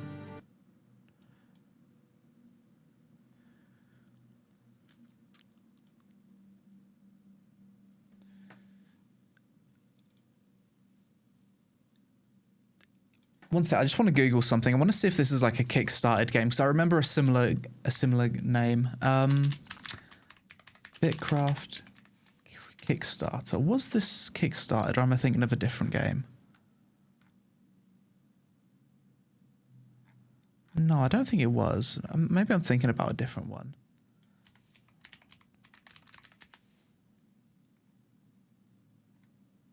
Okay, no, I don't think this is a Kickstarter MMO.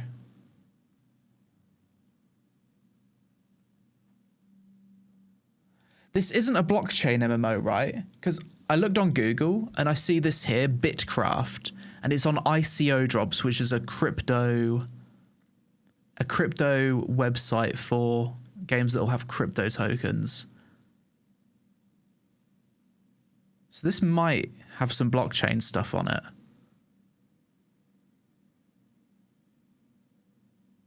I mean, that's a pretty big crypto capital investor there. The creators on Reddit saying that there's no crypto. I do remember this being a crypto game at one point. Maybe they've changed it, but it says here Bitcraft raised $22 million. Their Series A round was in Q2 2022.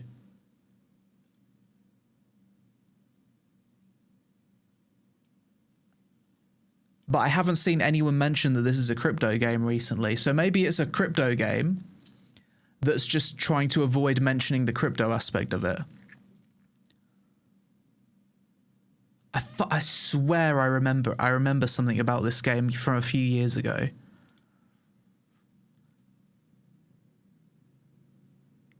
Let's see if this website has any information about the potential crypto stuff of it. Investors and advisors, head of CCP Games, League of Legends guy. Okay.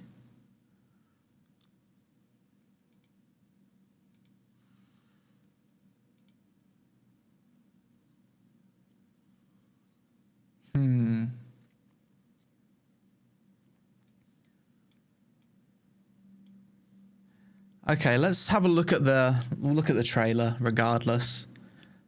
I can't confirm or deny as to whether or not it's an NFT crypto game. But Bitcraft, this game looks like it's going to be playable soon.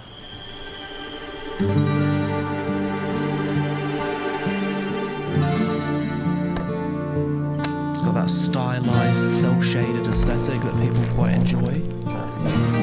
It's quite cozy, although I've seen quite a few games with this art style recently.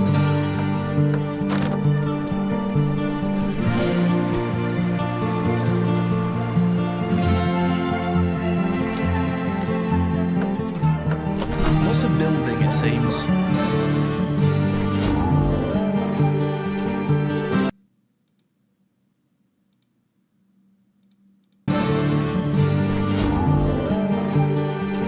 pulse pounding combat. Sailboats.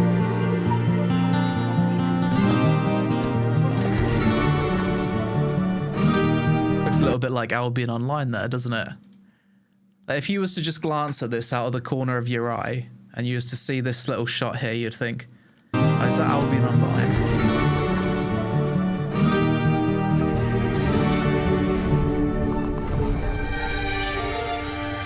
Okay, this scene here suggests territory control, obviously building a lot of bases. Interesting.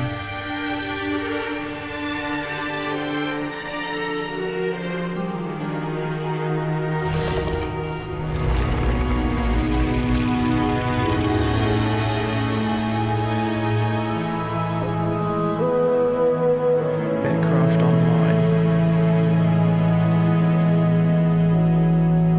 May 29th, 2025, so that's really soon.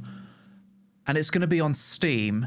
Didn't Steam recently say that they wouldn't have any blockchain games? I think... Isn't that a Steam policy? You can't have anything to do with crypto on Steam? They did. I thought so. What about Mer 4? Ah, yeah, that's on Steam. Maybe that's not a policy.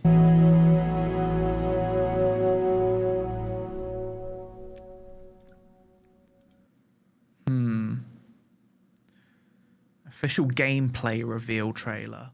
Oh, this was 1 year ago. So what's the actual gameplay like then?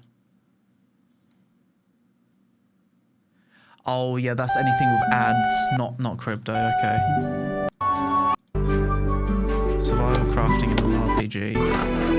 Okay.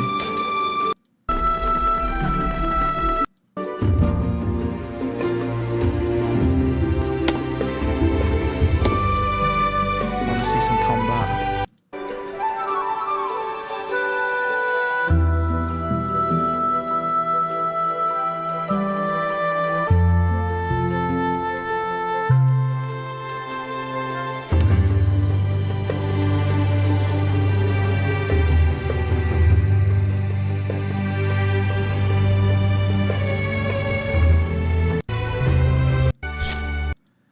Honestly, from the footage I've seen of this game, I'm not too sure what the gameplay loop's going to be. It's not really showing a whole lot of combat, and I feel like it could end up being one of those just build a house kind of games.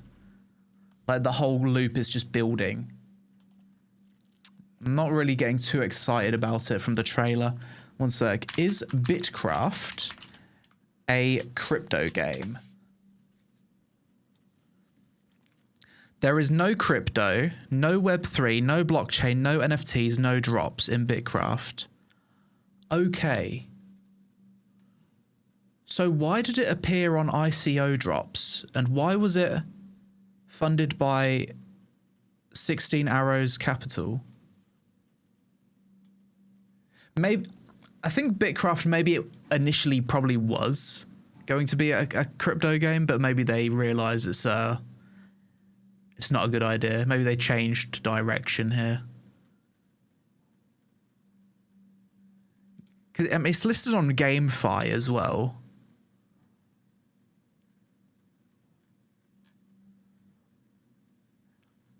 And this investor here, I'm pretty sure. Androsine, no, they don't just invest in that. They invest in loads of games, actually. Never mind. I'm going to take it back. I don't think it's a crypto game. I'm probably thinking of something else. The reason I'm thinking it's a crypto game is it's got bits in the title, most likely. And I remember like a Pokemon MMO a few years ago with a similar sounding title and similar graphics that looks like this, that was on Kickstarter. I think I'm getting the game confused. I'll play it. I'll see how it goes. I'm not going to have high hopes for it, though.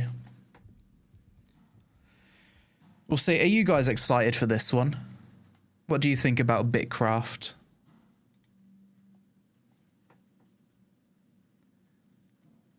Any hype in the chat? Looks generic. Trash mare. No. Looks like a cozy game. You give it a try. Yeah, there's a lot of cozy games nowadays, isn't there? Check Discord.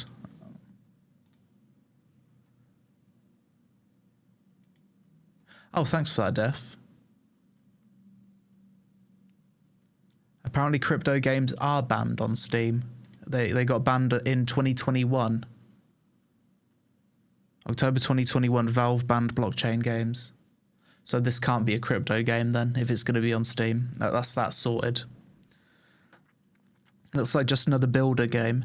Yeah, I think for me, not seeing like any combat in the gameplay looks like it's going to be another builder, yeah. Probably with mediocre combat.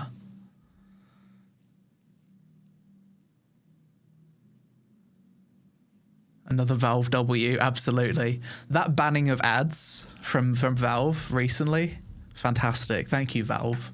Because there's a few games talking about putting ads in there. Check out Life is Feudal Arden. Let's see how that's doing.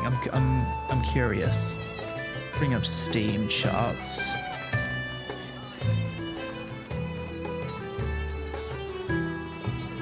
Life is Feudal Arden. How many players does this have at the moment? This recently came out. 500 player peak is. To be fair, it's maintained its rather small player base.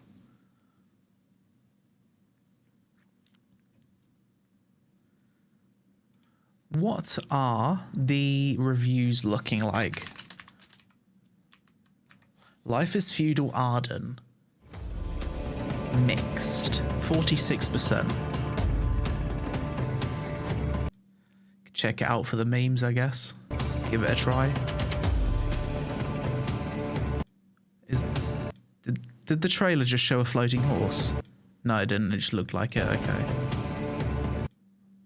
Never mind.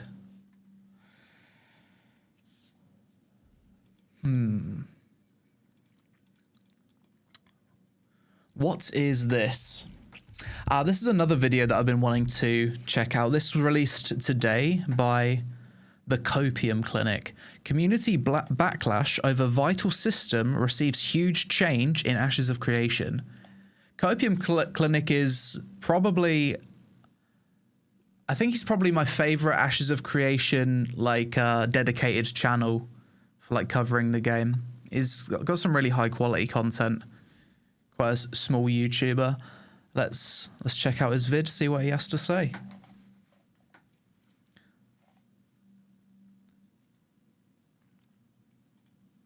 Copium Clinic, what a name. It's a fantastic name for a channel. I think it's very fitting, isn't it? When is static rarity going away for gathering? Currently right now, people log in and then they know the timer and they're kind of keeping it on lockdown for some of the rare. I would let Red speak on how we are gonna even approach going forward with static rarity. It's a trap! There's a time period where something will regrow in the same spot with the same rarity. But after that time, there's a new check and, it'll spawn somewhere else. And part of the reason we do that is because we want to create situations where there's friction and conflict, where people will fight over these things. I think one thing we're looking at coming up is... Oh shit, have we got some drama in the Ashes of Creation community? Again. new drama just dropped. Right now...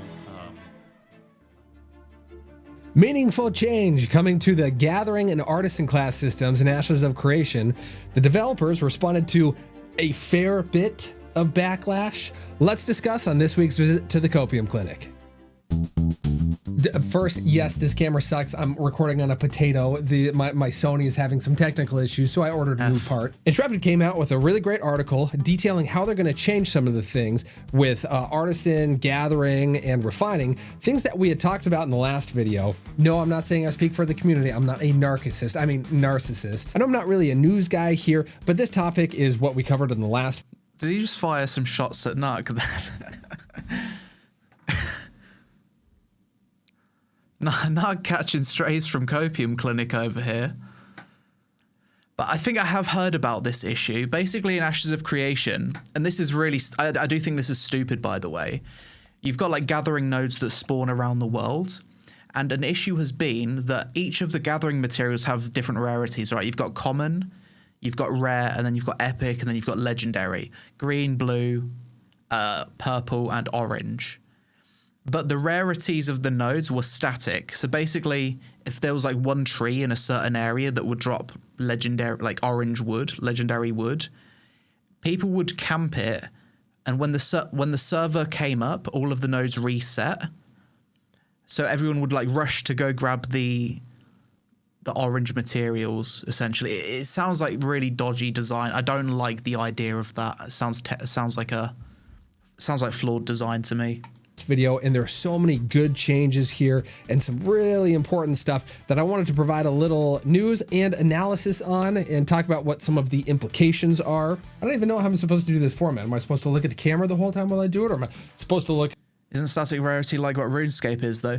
No, because RuneScape doesn't have a rarity system for like individual resources. Like RuneScape, you've got copper ore and that's it. It's just copper ore, iron ore. You don't have green copper ore, you don't then have blue copper ore, purple copper ore, legendary copper ore. So it's different. RuneScape doesn't have rarity. And in Ashes of Creation, you need the higher tier rarities to craft the best stuff. So the biggest guilds are just going to camp the static spawns with the highest rarity gatherables. So only they would be able to craft the good gear, if that makes sense. It sounds kind of dumb. I think it should be as random as possible. Look away like Grappler does the whole time, just with my perfect slick back hair and big old neck. So this was released today, March 13th. They say, glorious Alpha 2 testers, the data and feedback you've provided us, yada, yada, yada. Okay, we get it. Yep, thank you. We're listening to you. Roger. Let's get into the meat and potatoes. Thank you for listening to us. We wouldn't be following this game if you didn't, so really appreciate it. You guys are great. Okay. Well, are they camping it? Does it deplete? I think it respawns when the servers go down and come back up, but I don't know if it respawns on a certain timer. But I guess if it does respawn on a timer, whoever mines it will then know when it's going to respawn next, if that makes sense. It's just a horribly designed system, and I actually had no idea that it worked that way. It doesn't seem to make too much sense to me. I think this is like a good thing that people are giving this feedback now. It's like the purpose of alpha, isn't it? Okay. We're planning to introduce updates to the gatherable spawn system in our upcoming April 10th, April 24th. That's the whole way they're going to create meaningful friction. I think the system is a style of system. There's enough friction in the game already. I think the friction that this would create would be unfun friction. It would be fucking tedious. So as soon as the servers restart, everyone just rushes to these locations and has to just rush to gather these statically spawned trees. And it's not very immersive or exciting either. If all of if you know that the rarity of every tree, you can already see what's going to happen. When the game releases, someone will make a virtual map on a website, some map website, and every rarity of every node will be listed, and there will be no excitement to chopping down a tree or mining a rock. As a new player, if you see a rock, you'll think, oh, it's fucking garbage. It's just going to be common rarity because all of the good stuff's locked down. There'll be no excitement. So I think I understand your point of view that it creates friction, but I think there's enough friction, and the downsides of this system are greater than the benefits, in my opinion. 4th and May 8th, build updates of Alpha 2. These changes will be designed to make gathering more engaging and rewarding. Gatherable spawn clustering by rarity introduces variability in spawn times, amounts, and locations, making rare gatherables require continued exploration to acquire. That's nice. Instead of static spawn locations, gatherables will dynamically respawn at new locations within larger spawning areas. Thank God for that. Meaning that when a gatherable resource is acquired, it won't return to the same location. Brilliant. Huge. Our goal is to maintain the excitement of discovering a high rarity gatherable area. However, this knowledge should come with the understanding that others will also discover and act on it. The days of logging back in at the exact same spot to find that legendary copper 2 hours later are over. Well, fantastic. W. Hallelujah. Okay, so let's dive in on this a little bit. So previously, as I talked about in my last video, when you would find a legendary copper node that gave you 5 copper ore, you would come back 2 hours later and it would respawn on the minute, and you hit it and you get the exact same amount, you get the exact same rarity, and then you can come back another 2 hours later and the exact same thing happens. So the previous system, the way it worked is whoever found it first would have the timer down, so only they could remine it. So it was a really bad system before. I'm glad they've got that sorted. This is one of the good things about alpha testing. This caused a lot of people to just spawn camp. There was a mad rush. People would be fucking raging if that made it into the full release of the game. The first few minutes when the server would open, and as I make this video, I am logged out of Braidwood Spot waiting for the servers to come online. And then everything after that, all the high rarity stuff would just seemingly disappear because people would log in, they'd hit their stuff on the timer, log out, and you would never be the wiser. In the last live stream, they talked about this a little bit. They talked about how they wanted static rarity because they wanted people to compete over resources. Yeah, chat hated that answer and blew up. So it's really cool to see they are responding in a positive direction. I mean, there was kind of a logical issue there, like, oh, hey, we want people to fight over high rarity stuff. But if other people don't know it's high rarity, how is that going to cause any conflict? How are they going to fight over those things? Seemed a little strange. In fact, the only time I've ever had conflict over resources is when they're in big clusters. So there's that spot in between Miralith and Sunhaven where there's a bunch of braidwood trees there. One time I logged in when the server had just opened, and there were a bunch of flagged up guys, all part of one guild, and they were end capping people, and they were trying to keep them from harvesting the trees there. So yeah, when there are big clusters of things, that does form some friction. That is cool. Okay, so going back to the article, the things that they're changing: spawn times. That is so needed. I think that's the times where it does create cool friction events are probably few and far between, though. It's probably not worth it overall. Wood was every 4 hours on the dot. Things like stones were every 1 hour, metals every 2 hours, and etc. It just went on like that. Everything, they had these set spawn timers for those materials. And the fact that they're introducing variability in the spawn timers is huge. Next, they say they're surprised it wasn't variable to start with. It's quite an obvious thing that you could foresee being an issue. changing amounts, or they're having variability with the amounts. So my question is, does that mean that a large node can eventually be a small node? Because right now in trees and mining, for example, you have a large and a small. So a large will yield 5 of that material, a small spawn of that will yield 2. So I wonder if they're going to just maybe rotate between 5 and 2, or there will be variability between 5 and 2. I don't think it's going to be random. I don't think it's going to be 6 and 3 or 1. I think the coding of the game already has large and small. Who knows? They could change that. But anyways. Next, they're changing is locations. That's great. Then they clarify and say, meaning that when a gatherable resource is acquired, it won't return to the same location. So it sounds like when you hit it, it's guaranteed not coming back to that same spot, which is cool. And then as a result of all these changes, you won't be able to go back for the exact same rarity because everything's changed already. I mean, that makes sense. That's the only way you could do it, really, without it being a nightmare. Need a system like Albion Online where you see the rarity of the resource spots even when they're gone. If you was to use the non-randomized system, I suppose so. And then, yeah, it would create friction because people would be waiting for it because they know it's going to spawn there. But there's so many other systems in Ashes of Creation that creates player friction. I think if everything creates player friction, it's just going to be a pain in the ass, because some people are going to want to play this game and just chill with it. Some content could just be chill content. I think gathering should be chill content in Ashes. In Albion, I think it makes sense in Albion for players to fight over the high tier resources, but in Ashes, because there's so many other systems that do that, I'd rather gathering just be a relaxing activity. The location, the timer, and the amount. So that's great. Okay, surveying updates. Surveying will be an essential tool in adapting to these exciting changes.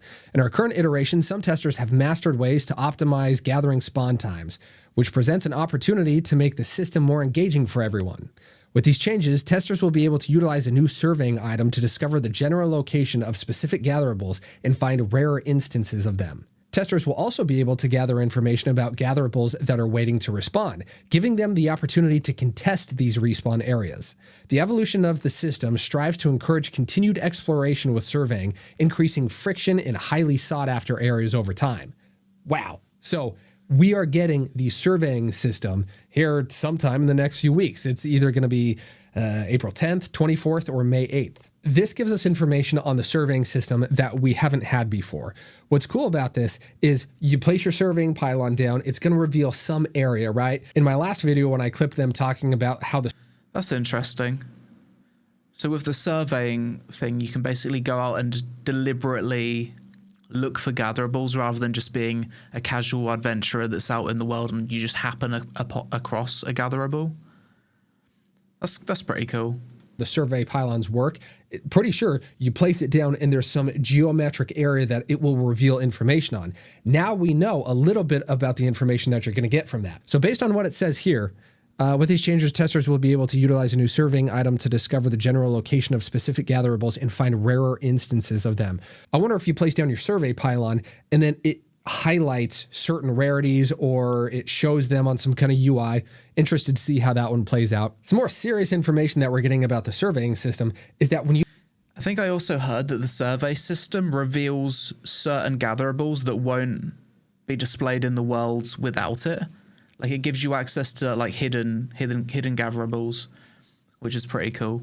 You place down the survey pylon and it reveals the geographic area, you're going to find out what's about to respawn. My guess on the way it works is you put down a survey pylon and it reveals a certain geometric area where certain gatherables will spawn. What's cool about it is it sounds like they'll tell you the rarity of these gatherables that are about to spawn. Now that survey also increases rarity and quantity. Yeah, that's cool. I like the idea of that. That's where I think they actually achieve their objective of finding some soft friction, right? Because I place a survey pylon down in some spot where I know this willow is going to show up, and let's say Q is looking for some willow too, looking for some legendary willow. He also looks in the same area. We can see, oh hey, we know that a legendary willow is going to spawn here in 20. That's a way better way of adding friction to the gathering, is if it's basically done through people that are using the pylons, because you both know that you're looking for the same thing. So it allows people who are not specifically seeking it out with the pylons to gather normally and still have exciting loot. But it also allows for the friction, so it's like you get best of both worlds. 20 minutes. So we call up our guys and we all show up and we're all ready to go. I think this is great. It's an engaging system. It makes gathering very active and very proactive. What I don't like is when people just have these set routes that they run over and over again on timers so they know when everything pops up. This way, by intentionally looking for something, it makes it easier to go after. How many times have you been after just one particular gatherable, but you couldn't seem to find it, where, the previous day, that's all you could find. But now, since you're looking for it, it seems like it's never there. Well, with the surveying system, now it seems like gathering will be so much more intentional. I love it. It's going to make the game a lot less frustrating for gatherers. Fantastic. Okay, next section here, additional artisanship updates. So gatherable will... Interesting. Yeah, I like the sound of that change. Well, it'll obviously require some testing to see if any other issues come up, but sounds like a straight improvement over what there was before. appear in logical immersive locations such as weeping willows near riverbanks and minerals like copper in caves, while still maintaining randomness and rewarding exploration. Gatherable spawn clusters use a weighted system to inform their chance to spawn at their viable tagged locations. This means that players can learn the locations in which certain gatherables have a higher or lower chance to spawn, but it will still allow encountering eureka moments. Oh, I just assumed it worked that way anyway. Yeah, I just assumed that the gatherables spawned in the logical areas anyway, like caves and stuff. Apparently not, but seems like it's going to be more logical now. That's good. Okay, let's break that down a sec. So they're using their backend system to assign values that will make it more or less likely for resources to spawn in a certain place. What's cool about this is that it's likelihoods. It's not guarantees. It's not weeping willows will always spawn at riverbanks every single time. It says chances, right? Chances to spawn at their viable tagged locations. Cool, makes sense. The variability makes this game way more fun. When everything's static, nobody likes that. It doesn't feel alive. That's not very immersive. This new system they're talking about is fantastic. And then when they say players can learn the locations in which certain gatherables have a higher or lower chance to spawn, that's great. It rewards gatherers who actually care enough to go throw down the pylons, find out where the material they're looking for spawns more frequently. They continue and say, in addition to all these gathering system improvements, processing stations will give players the flexibility to choose the size of the job they want to process, rather than being restricted to set batch sizes. Oh, thank you. This is so nice. Okay, that's good. The last time I did any serious gathering in an MMO was probably World of Warcraft, and also New World, but I believe they also had static respawn points. I know New World did, because I used to open up New World map back at launch, and I used to run like laps around the Windswood area, gathering all the iron ore back at launch. And then as soon as I saw another player doing the same thing, fuming, absolutely raging, and I wished I could like flag up and kill them. But I think to flag up, you needed to go into the town, so I couldn't do that in the open world, right? Yeah, I used to do that a lot. When it comes to, I think for every MMO where there's like some kind of gathering system, you always, without fail, get these external websites, like I think newworldmap.com, for example, genshinmap.com. There's like loads of map websites for almost every game. Then you run your laps around the zone, gathering everything. I enjoyed New World Gathering. It was relaxing, and the sound design was peak. Me too. Absolutely loved it. It was my favorite thing to do in New World, because the world was beautiful. Actually gathering the stuff was satisfying. The sounds of mining, the sounds of chopping a tree. It was that was the best part of the game for me. Man, doing 1, 5, 10, 25, 50 batches is terrible. It has been rough. I am very glad we're moving on beyond that placeholder system. Processing recipes will also allow mixing and matching different rarity gatherables similar to crafting.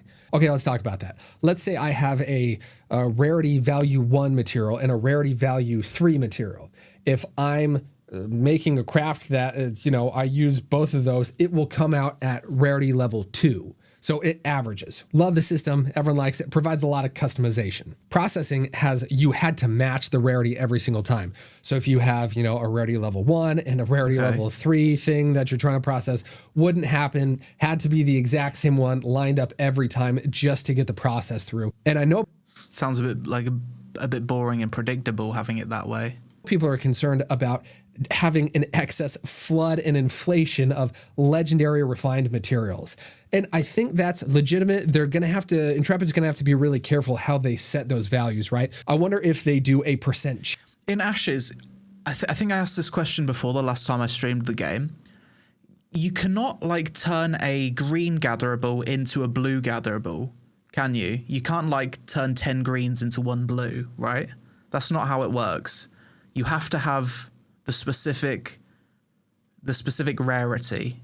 I think that's how it works, right? Not currently. I feel like that's how it should work. Logically, in most games, they would have something where if you get unlucky and you can't get a high rarity, you can upgrade it. But then maybe that also brings about other problems as well. Maybe that makes getting a legendary gatherable less exciting. I'm not sure. Or maybe you could gamble. You could gamble 10 greens to maybe upgrade it. So it wasn't guaranteed. Maybe that could be more fun. You can process it higher and craft it higher if you have better gear. Okay. Chance, kind of like, you know, enchanting, like, hey, you have X% chance that this will work. Maybe with refining, it's X% chance that it ends up this rarity or X% chance that it ends up this rarity. And they can just adjust those numbers accordingly to make it so we're not experiencing rampant inflation of all these legendary refined goods. Okay, this next line blew my mind when I read it. Gathering tools will be converted into equipable items like bags and artisanship gear. Okay. That is a huge change in the economy and the market of everything. So what this means now is there will be a market for tools. Previously, is that not how it worked before? Gathering tools will be converted into equipable items like bags and artisanship gear. So how did it work before? I haven't done much gathering in Ashes. I just assumed that would be the case. That makes sense, right?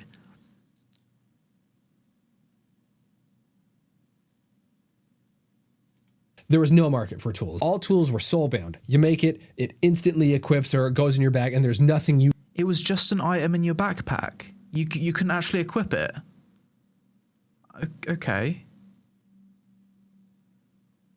You can do to trade or give it to anyone else. Now, based on what this says, it sounds like there will be, I could make a tool and I could sell it to you. So this is a huge change. I assumed that was how it would be anyway. Okay. I mean, that makes sense. I just assumed that's how the system worked. I didn't know it didn't work that way. I'm excited to see what the tool crafter market ends up being. They continue and say, we're also refining how gatherable rarity impacts crafted item stats, ensuring gatherable rarity feels more meaningful. Okay, so let's say a craft takes 10 resources. Let's say you use 9 common and then you throw in 1 common to replace the 10th. Well, what that does is that bumps the stats up just a little bit. And then if you use more uncommon, then it'll keep bumping the stats up until it hits a certain threshold where it says, okay, now this is actually an uncommon resource. So the item. So now the item is green. And sometimes when you get a step up in rarity of the item, it will add a new stat line. So an example of this would be the long sight bow. When you go from rare to heroic, it adds the dexterity line. And okay. So now you have that stat. And let's say you use 9 heroic and then you instead use 1 epic material instead of the 10th one being heroic. Well, once again, that just starts raising the stats within that heroic scale that it could be. And then all the way up, you do that again, and then it hits a certain threshold, and then it becomes epic. With a long sight bow, you don't get a new stat line when you hit epic. Anyways, that's how that works. So it sounds like they're changing that. It says, they're refining how gatherable rarity impacts crafted item stats.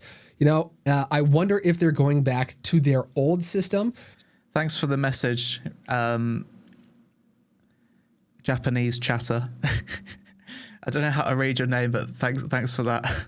So back how it used to work was there were required materials and then there were the flexible materials. So the required materials, let's say you're making the long sight bow, it takes a bunch of braid wood. And then the optional material, you can put a type of material in there that will change a stat line in the item. So, crit chance, stuff like that. So I'll be interested to see if this is what they're talking about, if they are actually now implementing this full system the way that they had talked about it in a previous live stream. But hey, good news, guys. Big changes coming. I know I don't... Sounds like they're doing a lot of logical changes that you would kind of assume to be the case anyway. And someone in the chat said earlier, why does it feel like they're reinventing the wheel? And I see what you mean there. It does feel that way for some of these things. really do news type stuff. I just felt like this was pretty important. I love PvP and artisan class stuff, so hope this was good. Let me know what you think about the changes coming up in the comment section below. It helps my algorithm. Give me a like and then subscribe if you like my content. So that's my diagnosis. I'll see you at our next appointment. Oh, and be careful with copium.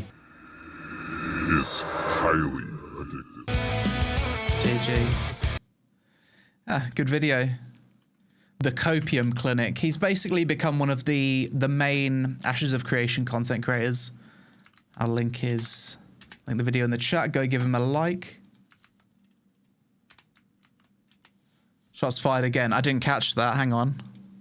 And so that's my diagnosis. I'll see you at our next appointment. If you like my in the comment section below, it helps my algorithm. Give me a like and then subscribe if you like my content. So that's my diagnosis. I'll see you at our next appointment. Oh, and be careful with copium. Is highly addictive. I didn't catch the shots. But yeah, he's got a few really good videos. There was one video that popped up. I haven't watched it, but I saw this title and I thought, what the fuck is this video? His title is the not gayest and somehow gayest MMO ever, Ashes of Creation. I'm gonna have to watch it at some point. That's a job for another day. I'm just thinking, what the fuck could this video be about? Yeah, good channel.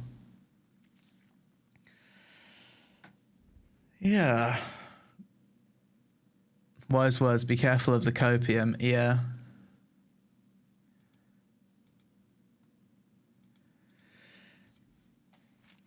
Ashes of Creation will release one day, mark my words.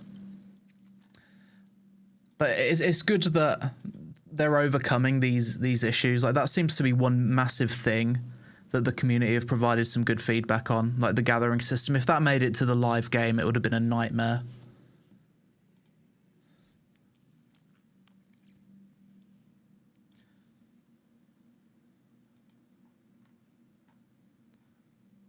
What's this? No hope for MMOs. I think that's a job for another day. What's this?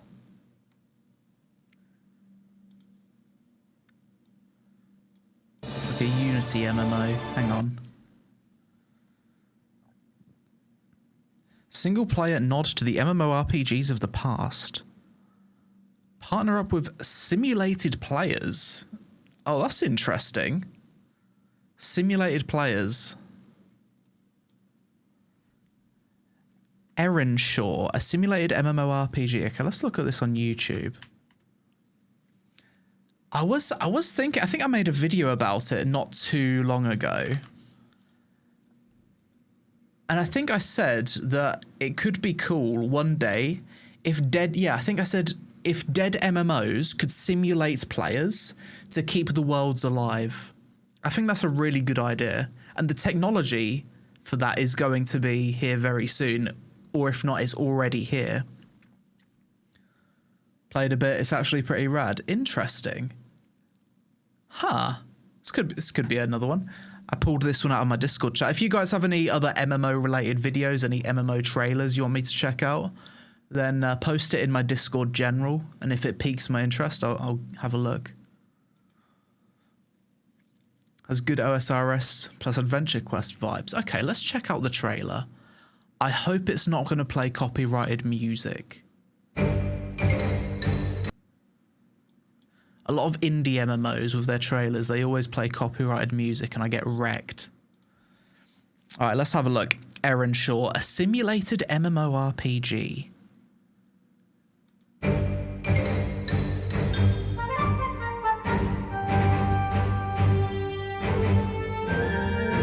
So those people here, these are NPCs actually. These aren't real players. You've got to remember that. Hundreds of simulated players to adventure with. Lots of unique zones with secrets and dungeons to discover. That UI reminds me of Pantheon. Anyone else? Pantheon vibes from the UI. Lovely art style. This reminds me of The art style is like the same as that Realm of Simplicity I covered recently, which is like a RuneScape style game.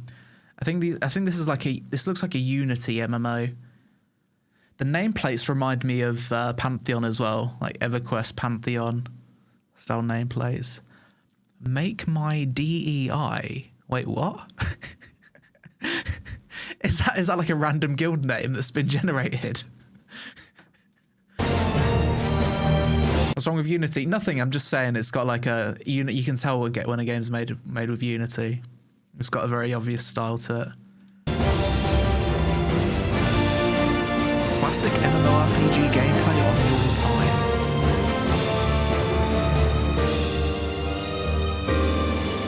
Big old gorilla monster. Aaron Shaw.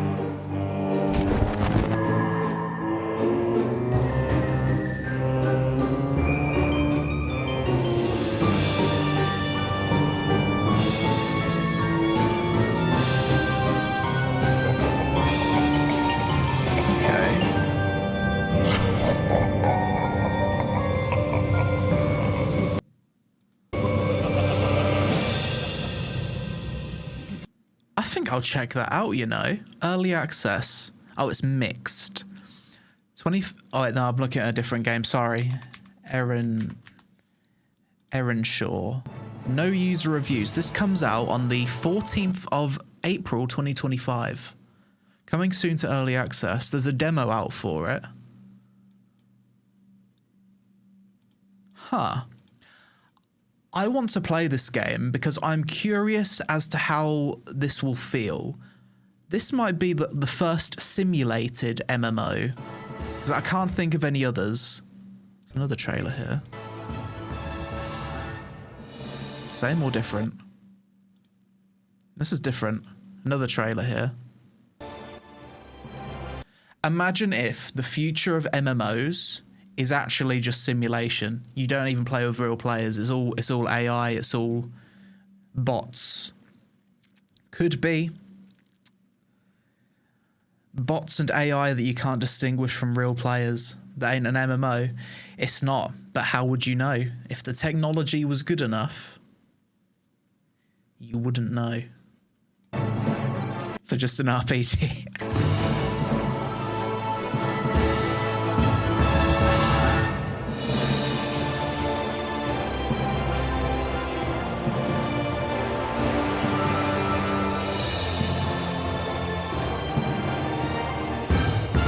Hundreds of simulated players.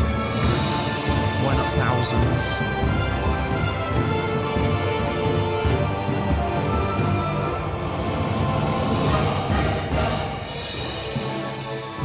Hog. Got some crafting.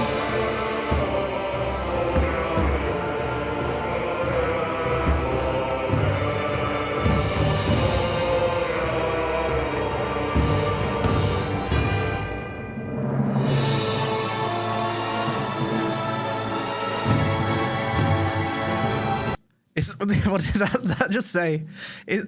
It's almost like I had friends to play an MMORPG with again. Feels bad, man. Oh my god.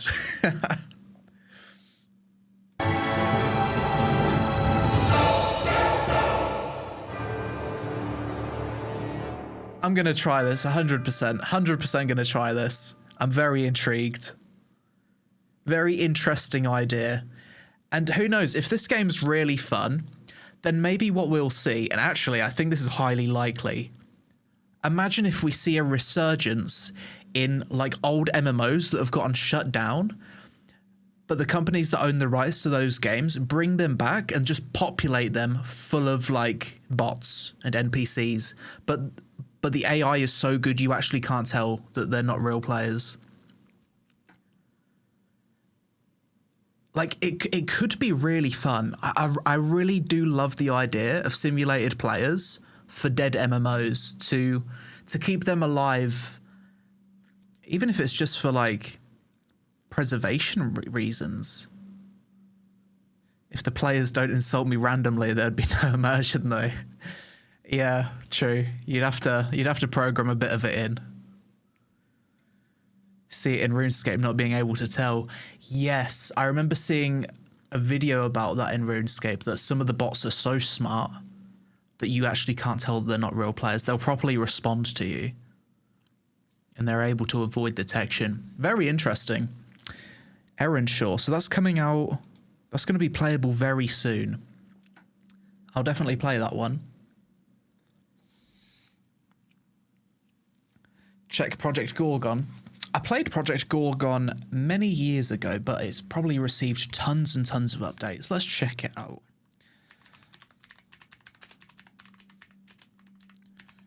Let's just see when I last played it. I played it for the first time 6 years ago, and I remember being quite positive about it. I think I also listed it as one of the least pay-to-win MMOs. I think it's like 0% pay-to-win as well. I haven't played it in years, though. F for the Gorgon dev. Wait, did something happen to them?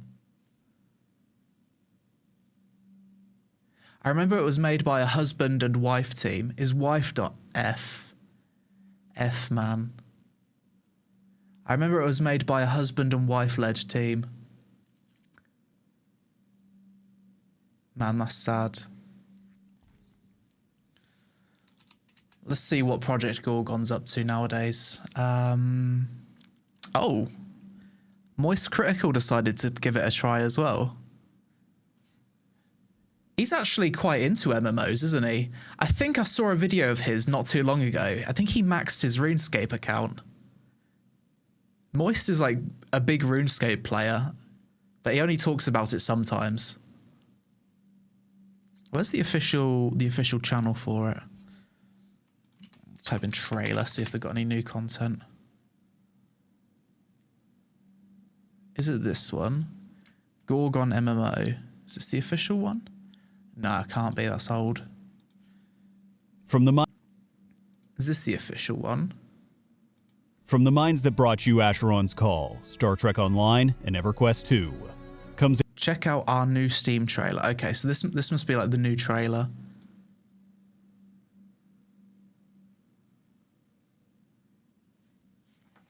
Yo, A-Man, how's it going?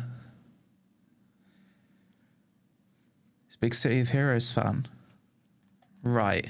Project Gorgon, checking out the recent trailer. This is from 2023. Let's just see how the game's doing on Steam. From the minds that brought you Asheron's Call. Very positive. 93% very positive. Wow.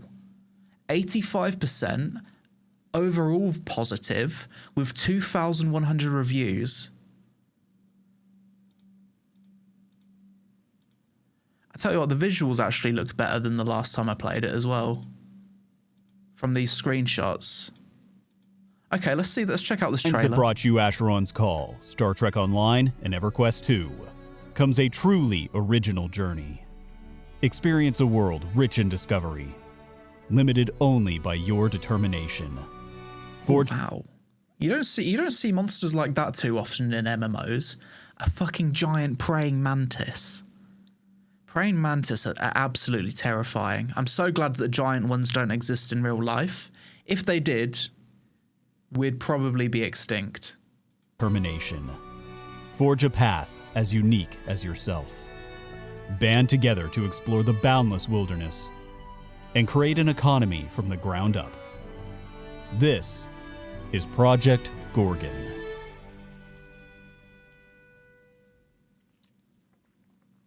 Built around the ideas of exploration, discovery, and flexibility, Project Gorgon gives you the freedom that other games do not. Go off rails and explore the large open world. Hidden dungeons, NPCs, monsters. This voice sounds familiar. Is this being narrated by the Hive leader? Sounds like a very familiar voice. Puzzles, riddles, quests, all just waiting to be found. It is. Oh, it is the Hive leader. Okay, I used to watch his MMO content years ago. I remember he made a... How's he doing nowadays? He used to be like a Oh, it's press start to laugh nowadays, isn't it? Let's go to oldest. He used to make so many good MMO videos, but he's doing really good with his current content. He was an OG MMO content creator, the Hive leader. We used to talk on Twitter all the time. Cool guy. Glad he's still doing well. And with over 10 world zones and more than 35 dungeons so far, there's always something new to discover, whether those solo spiders or are in a terrifying. group. Turning the MMO genre on its head, Project Gorgon has done away with the traditional class system, instead allowing the player to shape their character the way they see fit. Want to be a great swordsman? Simply start using a sword to level up your swordsmanship. Change your mind and want to become a fire-wielding mage? This game seems to have actually had a bit of a graphics update since the last time I played it. I remember when I played it years ago, 6 years ago, it looked way worse than this. I'm sure it's had a graphics update. Start throwing some fireballs. This skill system allows you to make your character your own. And you can combine skills to become even more powerful. Learn your enemy's anatomy to discover their weaknesses. Practice calligraphy to increase your hand-eye coordination with a blade. And use psychology to get into the mind of your opponent, weakening their defenses. With over 100 different skills and more being added all the time. 100 different skills. Is this a game that could appeal to a RuneScape-minded person? Perhaps it is. From or an EverQuest player for sure. Standards like archery and necromancy, to more exotic skills such as werewolf and battle chemistry, there's a playstyle for everyone. Take part in the deep combat system with over 30 different combat skills, which you can combine together to make yourself even more deadly. Be a sword-wielding necromancer, an archer that uses psychology, or just a basic sword and shield tank. Whatever your preference, you can make combat your own. Or if fighting isn't your style, help build the world's economy by setting these player stalls. That's pretty cool. Up an NPC-run shop and selling your wares by using over 40 different crafting skills. From cheese making to animal husbandry, which is not what I thought it was. Apparently it means you can care for and breed animals, which is also cool, I guess. That said, players can unleash their inner beast and take on an animal form, transforming themselves into a cow. What? Wait, what? No way. Beast and take on an animal form, transforming themselves Is he trolling? There's no way you can turn into a fucking cow with a sun hat on. Into a cow, pig, giant bat, spider, spirit fox, bunny, and more. Really? Each form has its own fighting style. The ultimate furry MMO. You can be any animal you want. For example, cows make great tanks, while spiders do excellent poison DPS. Cows make great tanks. Yeah, there's a lot of Tauren tanks out there, I suppose, but cow in a literal sense, okay. Becoming an animal also changes the way NPCs interact with you, creating unique challenges. Makes sense. Imagine being a cow just walking up to an NPC. Oi mate, I'm a cow, have you got a quest for me? And new opportunities. And the NPC doesn't give you a quest, he just starts fucking milking you against your will. And for those who choose not to embrace their animalistic side, there are other races to choose from during character creation, including advanced races such as fairies, orcs, and dwarves. Most importantly, though, is doing all of this with an amazing community. Join one of the many pickup groups running content. Take part in one of the player-run events such as the What am I looking at? This is like the Project Gorgon version of the Gold Shire Inn.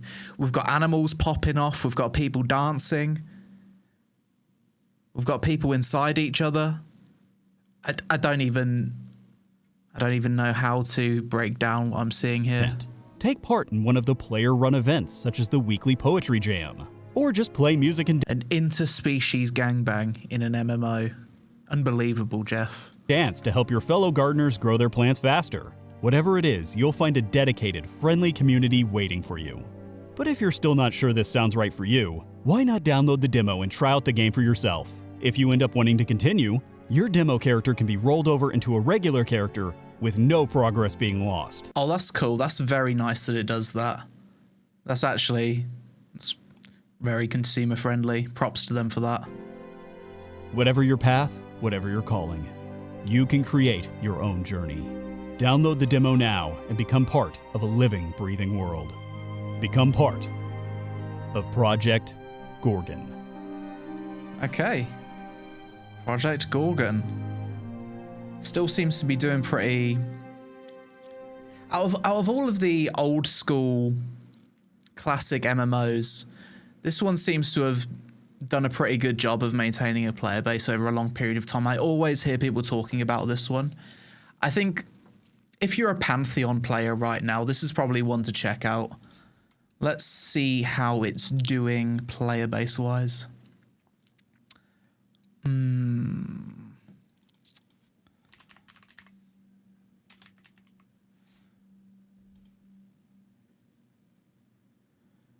I think I'll give it a try. Charts. 134 in game right now. It's quite niche. But it's kind of, unless there's like a separate launcher, it's been that way basically since release though.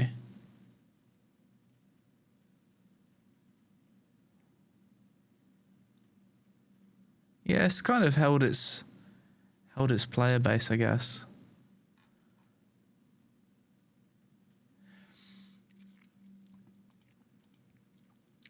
I think I'll check it out. We'll give it a chance. It's been a long time since I've checked out Project Gorgon. I think it deserves a revisit.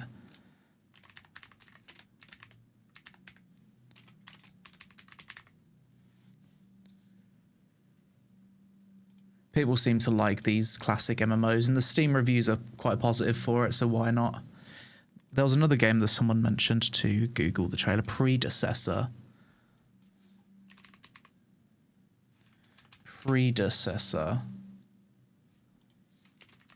So this is what was it called? Paragon used to be.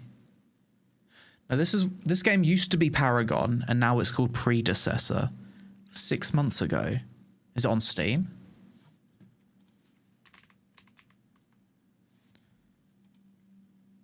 Game's actually fun as fuck. Okay.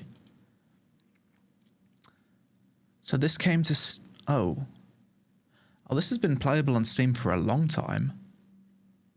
Why haven't I heard anything about it? So it kind of went down there. 2024. Then I had a big boost. Then it's dropped.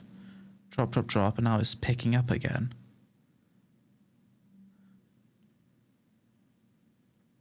We could try it.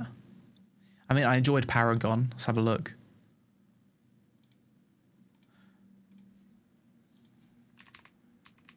Let's check the reviews as well. It's also free to play. Mixed reviews recently. Overall, it's mostly positive. 67% mixed.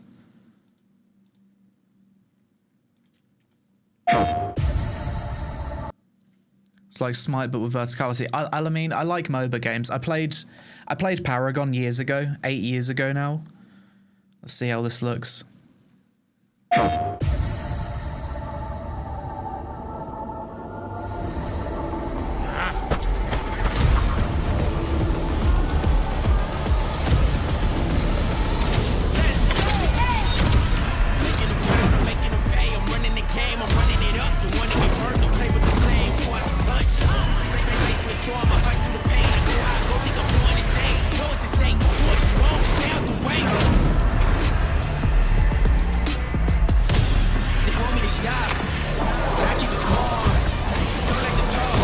So did they upgrade this to Unreal Engine 5? Because back when this game was Paragon, this was made in... Paragon was Unreal Engine 4. So I'm assuming they upgraded to UE5.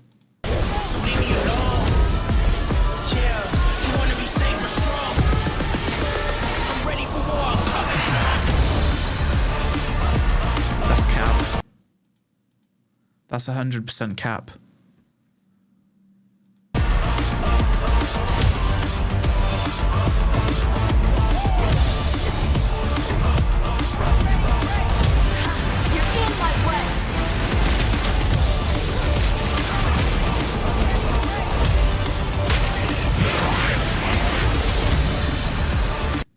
movement looks a little bit more fluid than when it was Paragon as well.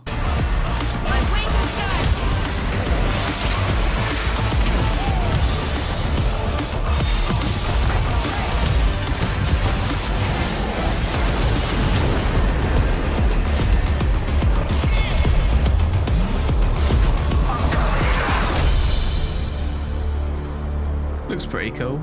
I'll give it a try. A lot of dislikes though.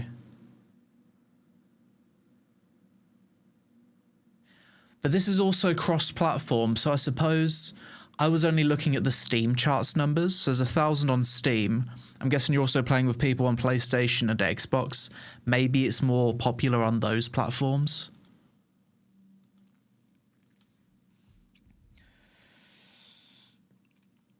Music to drink your G Fuel to. Yeah.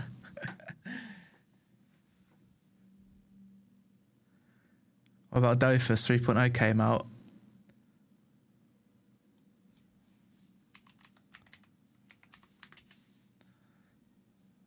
I mean, I haven't really played the other versions of the game, so this is like a French MMO, isn't it? This MMO is like huge in France. Should I cover Dofus on the channel? Would anyone watch me play Dofus? Because you've got Wakfu and you've got Dofus, basically like made by the same people, right? If I was to cover one or the other, what should I cover? Dofus or Wakfu?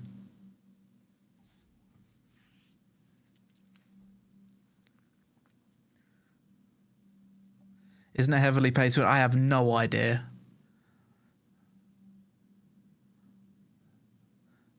Dofus is newer. Yeah, most people say it's saying Dofus. Dofus is their new Unity client. They rebuilt the client. Okay. I watch every video because I'm addicted to the internet. Terminally online. Fair. What are you doing, Dofus? I don't know. Let's have a look at the trailer. In a magical world full of mysteries. At least the trailer's in English, it's not in French. We can understand. Brave adventurers 240k active players. Wow, okay. Set off on a quest for the Dofus, dragon eggs with immense powers. Dofus is the most popular, okay. Hang on! I don't remember it that way at all! It's so different! You can see it too, right? There! There! And there too! Look! Before, after, before, after, before, after! It's just so amazing! Does it look better? What do you think? After, before, after! It's just so amazing! This is the most replayed, just people trying to tell the difference. There! And there too! Look!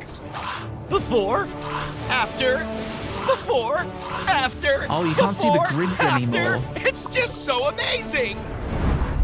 Wow! Yeah, before you could see like the grid layout, and now you can't really see the grid layout.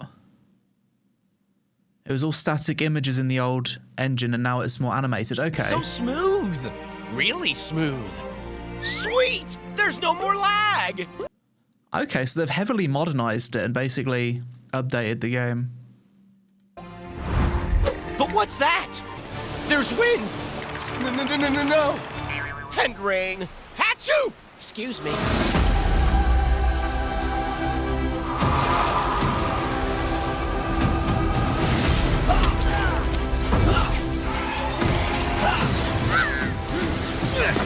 They remade all of the spells and animations. Okay. Okay, this one might be one to check out then. That seems like a massive game-changing update. Whoa, that's gonna hurt! Ow! All right then, I'll show you. Oh, you can move them. They updated the user interface as well. It's in French. Collection de cosmétiques was... Nice inventory. Can I just help myself? Is there an English version? Is there like an option if I was to play this game? Can I make it English, like the UI and everything? Oh, it's so stylish! Wait for me! Yeah. Okay. Good.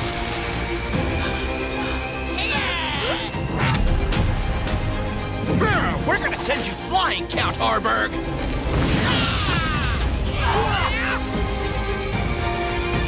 The quest for the Dofus is just getting started.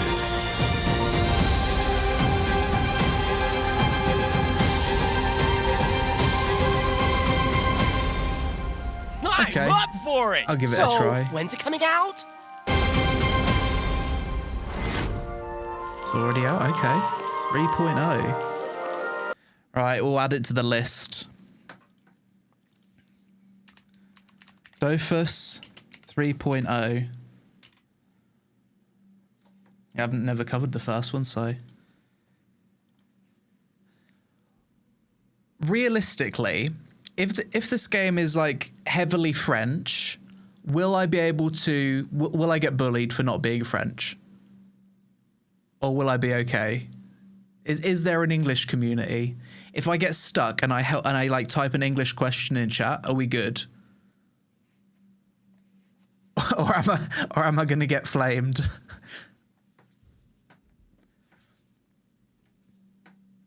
There's international servers. Okay, cool.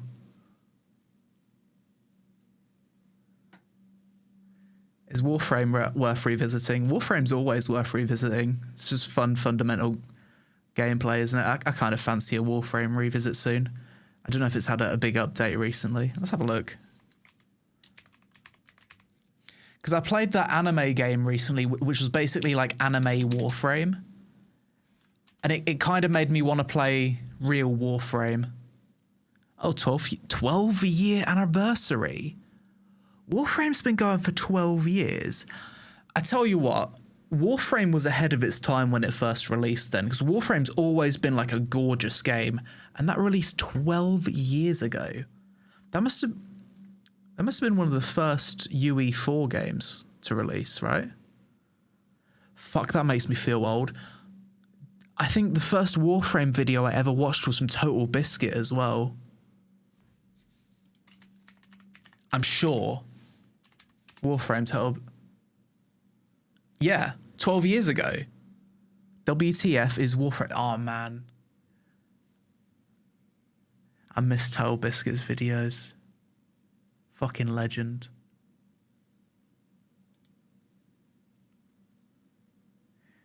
It makes me feel old. It really does. You know what? The thing that really makes me feel my age is when I think about game releases, expansion releases, because usually I can remember when certain games came out and when certain expansions released. There's like, especially with WoW, because it's every 2 years, there's like a big new expansion.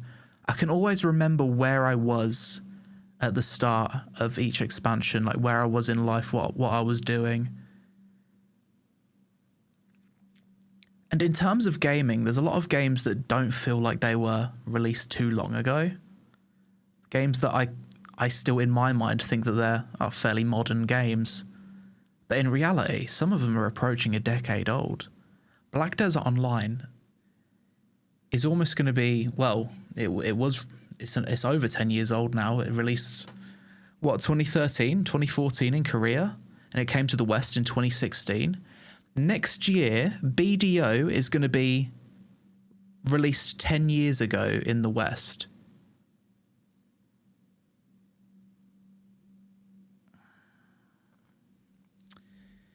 (2013) in Korea, yeah.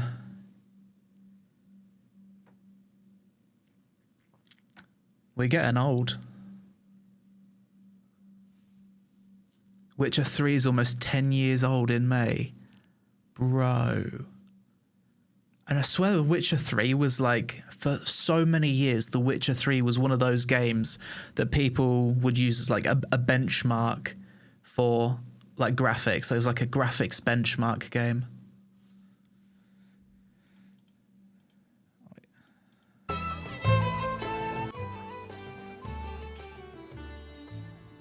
Crazy. It's also crazy to think, how long have I been doing YouTube now? I've been doing YouTube for so long.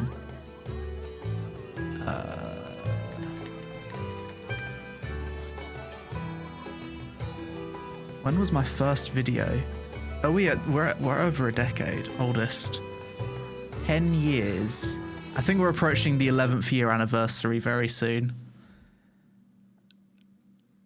My old videos, man. Oh my god, I've changed so much. Shall we have a blast from the past?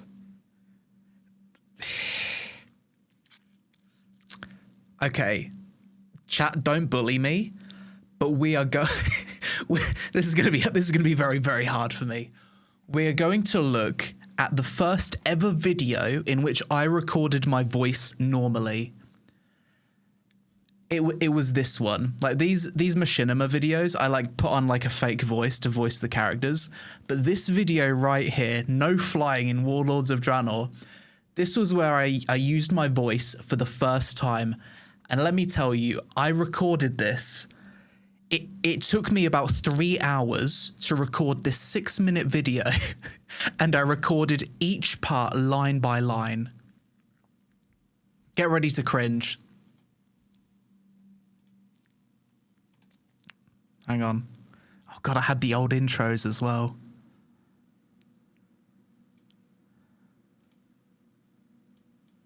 This was a lifetime ago. TheLazyPeon. What's up guys, TheLazyPeon here, and today we're going to be talking about the recent announcement by community manager Bashiok about there being no flying in Warlords of Draenor. There's been a lot of speculation on the topic, but now we finally know how Blizzard sees the effect that flying has on their game. Before we get started, Blizzard haven't ruled out that flying could be added later into the expansion. They've also stated that they're not trying to slow down the game. The main reason for this decision is that Blizzard believe flying alters how content is approached. They don't want players to use... I sound so formal. I sound so formal. Doesn't sound too bad actually. Oh, you're just being nice. Squirrel voice. Yeah. I think we all cringe at our voices, don't we?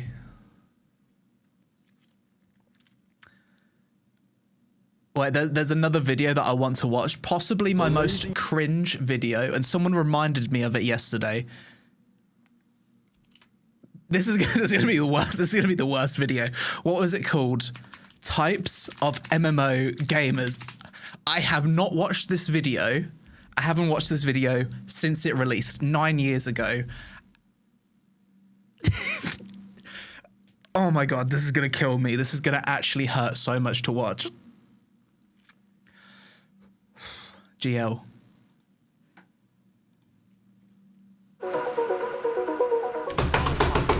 Wait, why are we lagging?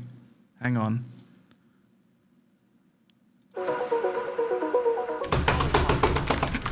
Come on, die, die, die!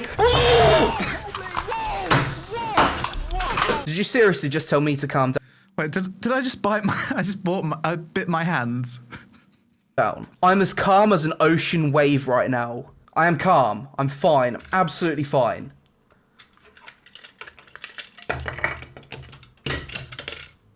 Not sure if I can continue. I broke my fucking mouse. The raid though. Yeah, how's it going, man?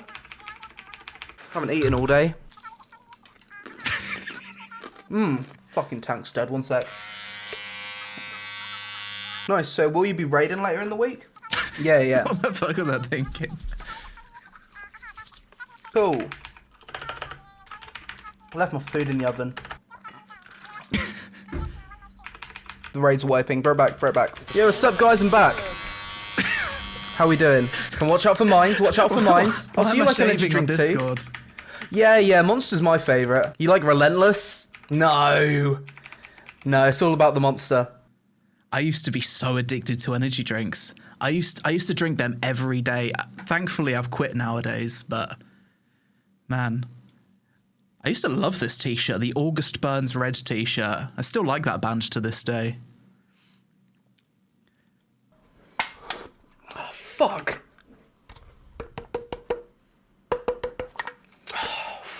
Fuck I'm out. I can't raid without energy. I need more caffeine. Don't do this.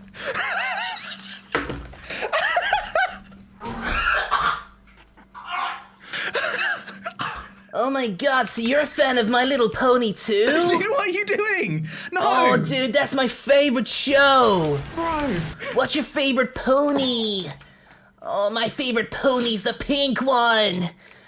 You like the blue pony? I'm not a fan of the blue pony.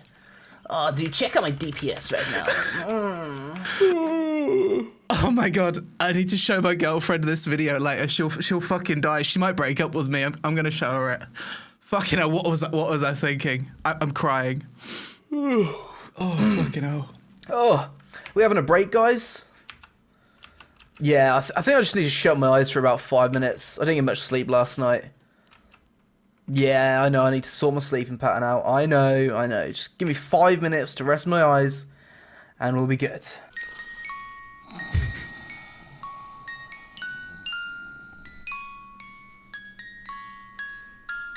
To be fair, that's pretty good acting, right? Oh, fuck. Oh, what time is it? Oh, they kicked me from the guild. Wait, so our mage is a female? And you just tell me this now? Oh no, this is gonna be so cringe. Okay. Wow. Hey, baby. No. Hey, do you want to hang out sometime? No. You want to roleplay with me? Yeah, I'll give you loot priority in every raid. Yeah, Craig, don't what are listen you to those doing? people. They're Stop. just jealous of your crazy DPS. You want to come and Stop. farm some mounts with me? Hey, girl, you want to come quest? No. So, is there any chance that you have a boyfriend? Oh no. Dude, how serious of a relationship is it? How much DPS can your boyfriend do? Your boyfriend It's so cringe, but it's also so true. It's so true, but it's so cringe. doesn't play games? Wow, he sounds like a real loser. Why am I being so nice to you? I've always been nice to you. Gamescom, DreamHack, BlizzCon. Oh, I'm sounding like a Reddit mod. I'm actually a Reddit mod. Oh, I'm a Reddit mod. Fuck. You know, if you go into any of those, I'll be there. Maybe we could chip in on a hotel room together, you know? Oh, no, mate. It's a good thing OnlyFans didn't exist back then, because maybe old Peon, his paycheck wouldn't be going very far, would it? Is YouTube AdSense in the first week, GG, fleeced. Save some money. It makes sense, right? I mean, you're a gamer, I'm a gamer, we're both going to the same events. Brother. Why wouldn't we share a hotel room? Brother. No, you don't need to. I can't. I fucking can't. I can't, dude. I can't. I can't. Ask your boyfriend. I'm sure he'll be totally cool with it. Come on, guys, keep your heads up. We've only wiped 29 times tonight, and we're now making it into Phase 2 much more often.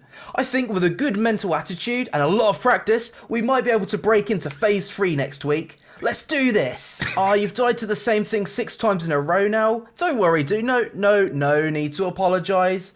You're doing absolutely fine. You're doing a great... I used to have a mouth piercing. I forgot about that. job. Just keep at it and we'll be fine, okay? Okay, guys, I've run the numbers and I'm getting a 33.3% chance of success, providing we have good RNG in Phase 3.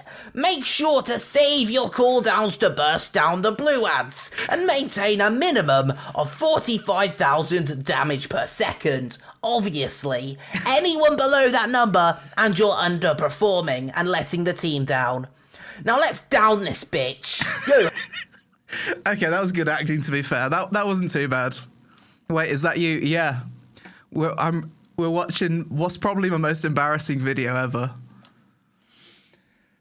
Hey guys, I can't make the raid tonight. My grandma died. Yeah. Tomorrow? Yeah, no. There's this thing I've got to do. Yeah, it's a super late night thing that I can't really miss. I promised my girlfriend I'd spend the night with her. Can't do Sunday either. Gotta go to my girlfriend's cousin's funeral. You better save my raid spot though. Oh, you're doing such a great job raid leading, but I don't think our guildmates have what it takes to progress any further. Brother, what are you doing? Am I gonna get like fucking blocked on Twitch? Move your hands from your chest, Craig. Oh my god, what am I doing? What is this? If you promote me to an officer, then I'll train the underperformers and kick the slackers. We shouldn't be giving loot to those noobs anyway. Yeah. Not until they've proven themselves. Me and you should get loot priority over everyone for this added responsibility. You're going into phase 2. Yo, one sec, my phone's ringing. Oh, fun. I remember doing this. I actually got my mum to call me for this scene here. I told my mum, I'm recording I'm recording a video. Can you call me to help me like record the video? So this is actually my mum that called me. Oh, hey man, how's it going? I'm in the middle of a raid right now. What's up? Yeah, that sounds good. I will talk to you about it later though, because we're mid-raid right now. All right, cheers. Take it easy, bye. Tank, keep aggro, please. Fuck's sake. One sec. It's my mum. Mum, what have I told you about calling me in the middle of a raid? Actually, was my mum. I've been meaning to come round, but I've been busy with stuff, you know? I have to work. They're my You can actually kind of hear that it's my mum on the phone as well if you listen carefully. friends. I can't exactly ditch out on a guild that I've been in years. You won't understand, you're too old. Okay, mum, yeah. Mum, you're breaking up. You're breaking up. I'll talk to you later, bye. Now I can finish this bitch. Come on, I'm going into phase 3 now. Oh my god. Unknown number. Okay, one sec, guys. This could be important. Oh my god, no, I'm not interested in PPI. Fucking leave me alone. Okay, that should be it. Hopefully no more interruptions. I'm so sorry, guys. Come on, 15%. Come on. Fuck. You know what? Fuck this. Fuck off. I'm raiding. Hey guys, I think I'm gonna need to sit this next boss out. The laptop gamer. Oh no. Yeah, I'm literally... I remember that at the end of this video, there's like a really weird scene. I can't remember, but I remember it was like, it's really weird. I hope it's not too bad, but I can't remember. Getting 5 frames per second. I know I need to get a PC. I know, but we can't all be rich PC gamers. Hey guys, I'm not going to be able to talk much tonight. My girlfriend's asleep next to me right now. Yes, she's got work really early tomorrow, so if I don't talk much, that's why. Ah, fuck, I think she's awake. Shh. Shh. Go to sleep. What was that? No. What am I doing? Oh no. Oh, fuck. This person's just thinking, what the fuck are you doing? Okay, let's...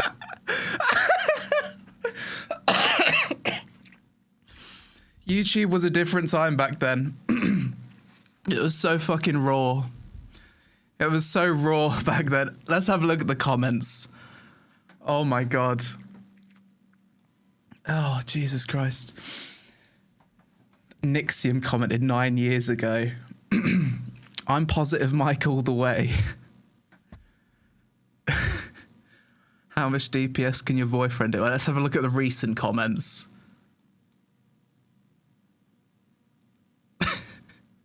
What's your favourite pony? It's actually not too bad. People quite enjoyed it, I think.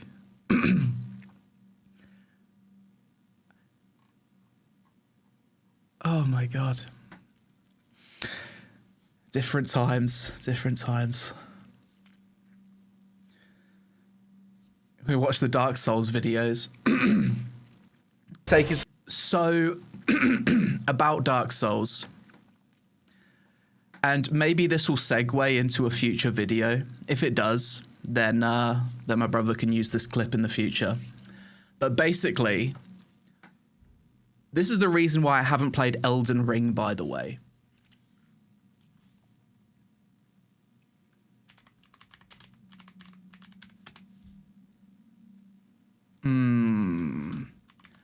See if I don't know if it's on YouTube. It is. Okay. So this is the most embarrassing moment in my entire YouTube career. And this is the reason why I haven't played Elden Ring. Because years ago, 8 years ago, I got into Dark Souls. I beat Dark Souls 1. But I think when I got to... Was it I think it was Dark Souls 1 DLC. There was wheel skeletons, and I actually full on broke my monitor. I actually had genuine like rage whilst playing the game. And I think it was in one of the videos. I don't know if I deleted that video out of shame, but man, I remember my cousin, this was a few years ago, my cousin linked me the video of me destroying my monitor, and I think KSI reacted to it or something. And I was like, oh no. It was like the worst moment of my YouTube career, and I just got lost in the source of Dark Souls. We're going to watch it back. We all have highs, we all have lows. This is definitely my biggest low. And I haven't really played a Souls game since. I beat Dark Souls 1. I got halfway through Dark Souls 2. I beat Dark Souls 3, and I almost beat Sekiro, but I kind of gave up on the last boss. And I haven't played Elden Ring because I didn't want this version of myself to come out again. But I think now I'm a completely different person to what I used to be. So I would like to play Elden Ring, and I would like to stream myself beating the game from start to finish in the near future. So this is why I haven't streamed it. Wheel skeletons are straight up my most hated fucking mob in the game. Why? I killed... Sick of fighting fucking wheel skeletons! Oh my god, I can't activate the fucking... Oh no. Brother, stop. Fucking fuck! And I broke my monitor. Hey guys, I just want to do a quick video to tell you that content on the channel is going to be kinda slow over the next week or two. I've decided that I really need to take a break from YouTube and my Dark Souls series, because throughout my Dark Souls series, my rage has just been getting worse and worse, and yesterday when I sat down to record my Dark Souls video, I just fucking hit boiling point, to the point where I actually smashed my Xbox controller and my PC monitor, and I damaged the cable which connects to my GoPro, so I need to order a bunch of new things, all because I can't deal with my rage, and it's been getting worse and worse ever since I started playing Dark Souls, and I feel as though I need to take a step back, learn how to chill the fuck out before it becomes an actual problem. Yeah, good fight. Good fight, monitor. All because of those fucking wheel skeletons. By the way, does Elden Ring have wheel skeletons? Imagine if Elden Ring has wheel skeletons and it activates my PTSD. 2014 setup. Elden Ring doesn't have wheel skeletons. Okay, we're fine then. We're absolutely fine. So yeah. Elden Ring playthrough coming soon. But yeah, I think we're going to wrap it up here, guys. I hope you've enjoyed the stream. It's been a really fun one. I've really enjoyed just chilling out with you, talking to the chat, reacting to some videos, talking about MMOs, and re-watching some gold content from the past. Aegon, thanks for joining as a member. Appreciate it. If you guys aren't aware, I've also got a new channel at the moment. I'm sure my younger brother will be cutting parts of this stream down and posting it on the new channel. I'm going to link that in chat right now. So go give it a sub. We've already got some content up here. We got like a bit of Muay Thai sparring. I'll just put whatever content on this channel. It's just for more casual stuff, for reacts and whatnot. People seem to be enjoying it so far, and it's been quite fun. All right, guys, you have a great night. Thanks for hanging out with me today, and I'll see you in the next one. Peace.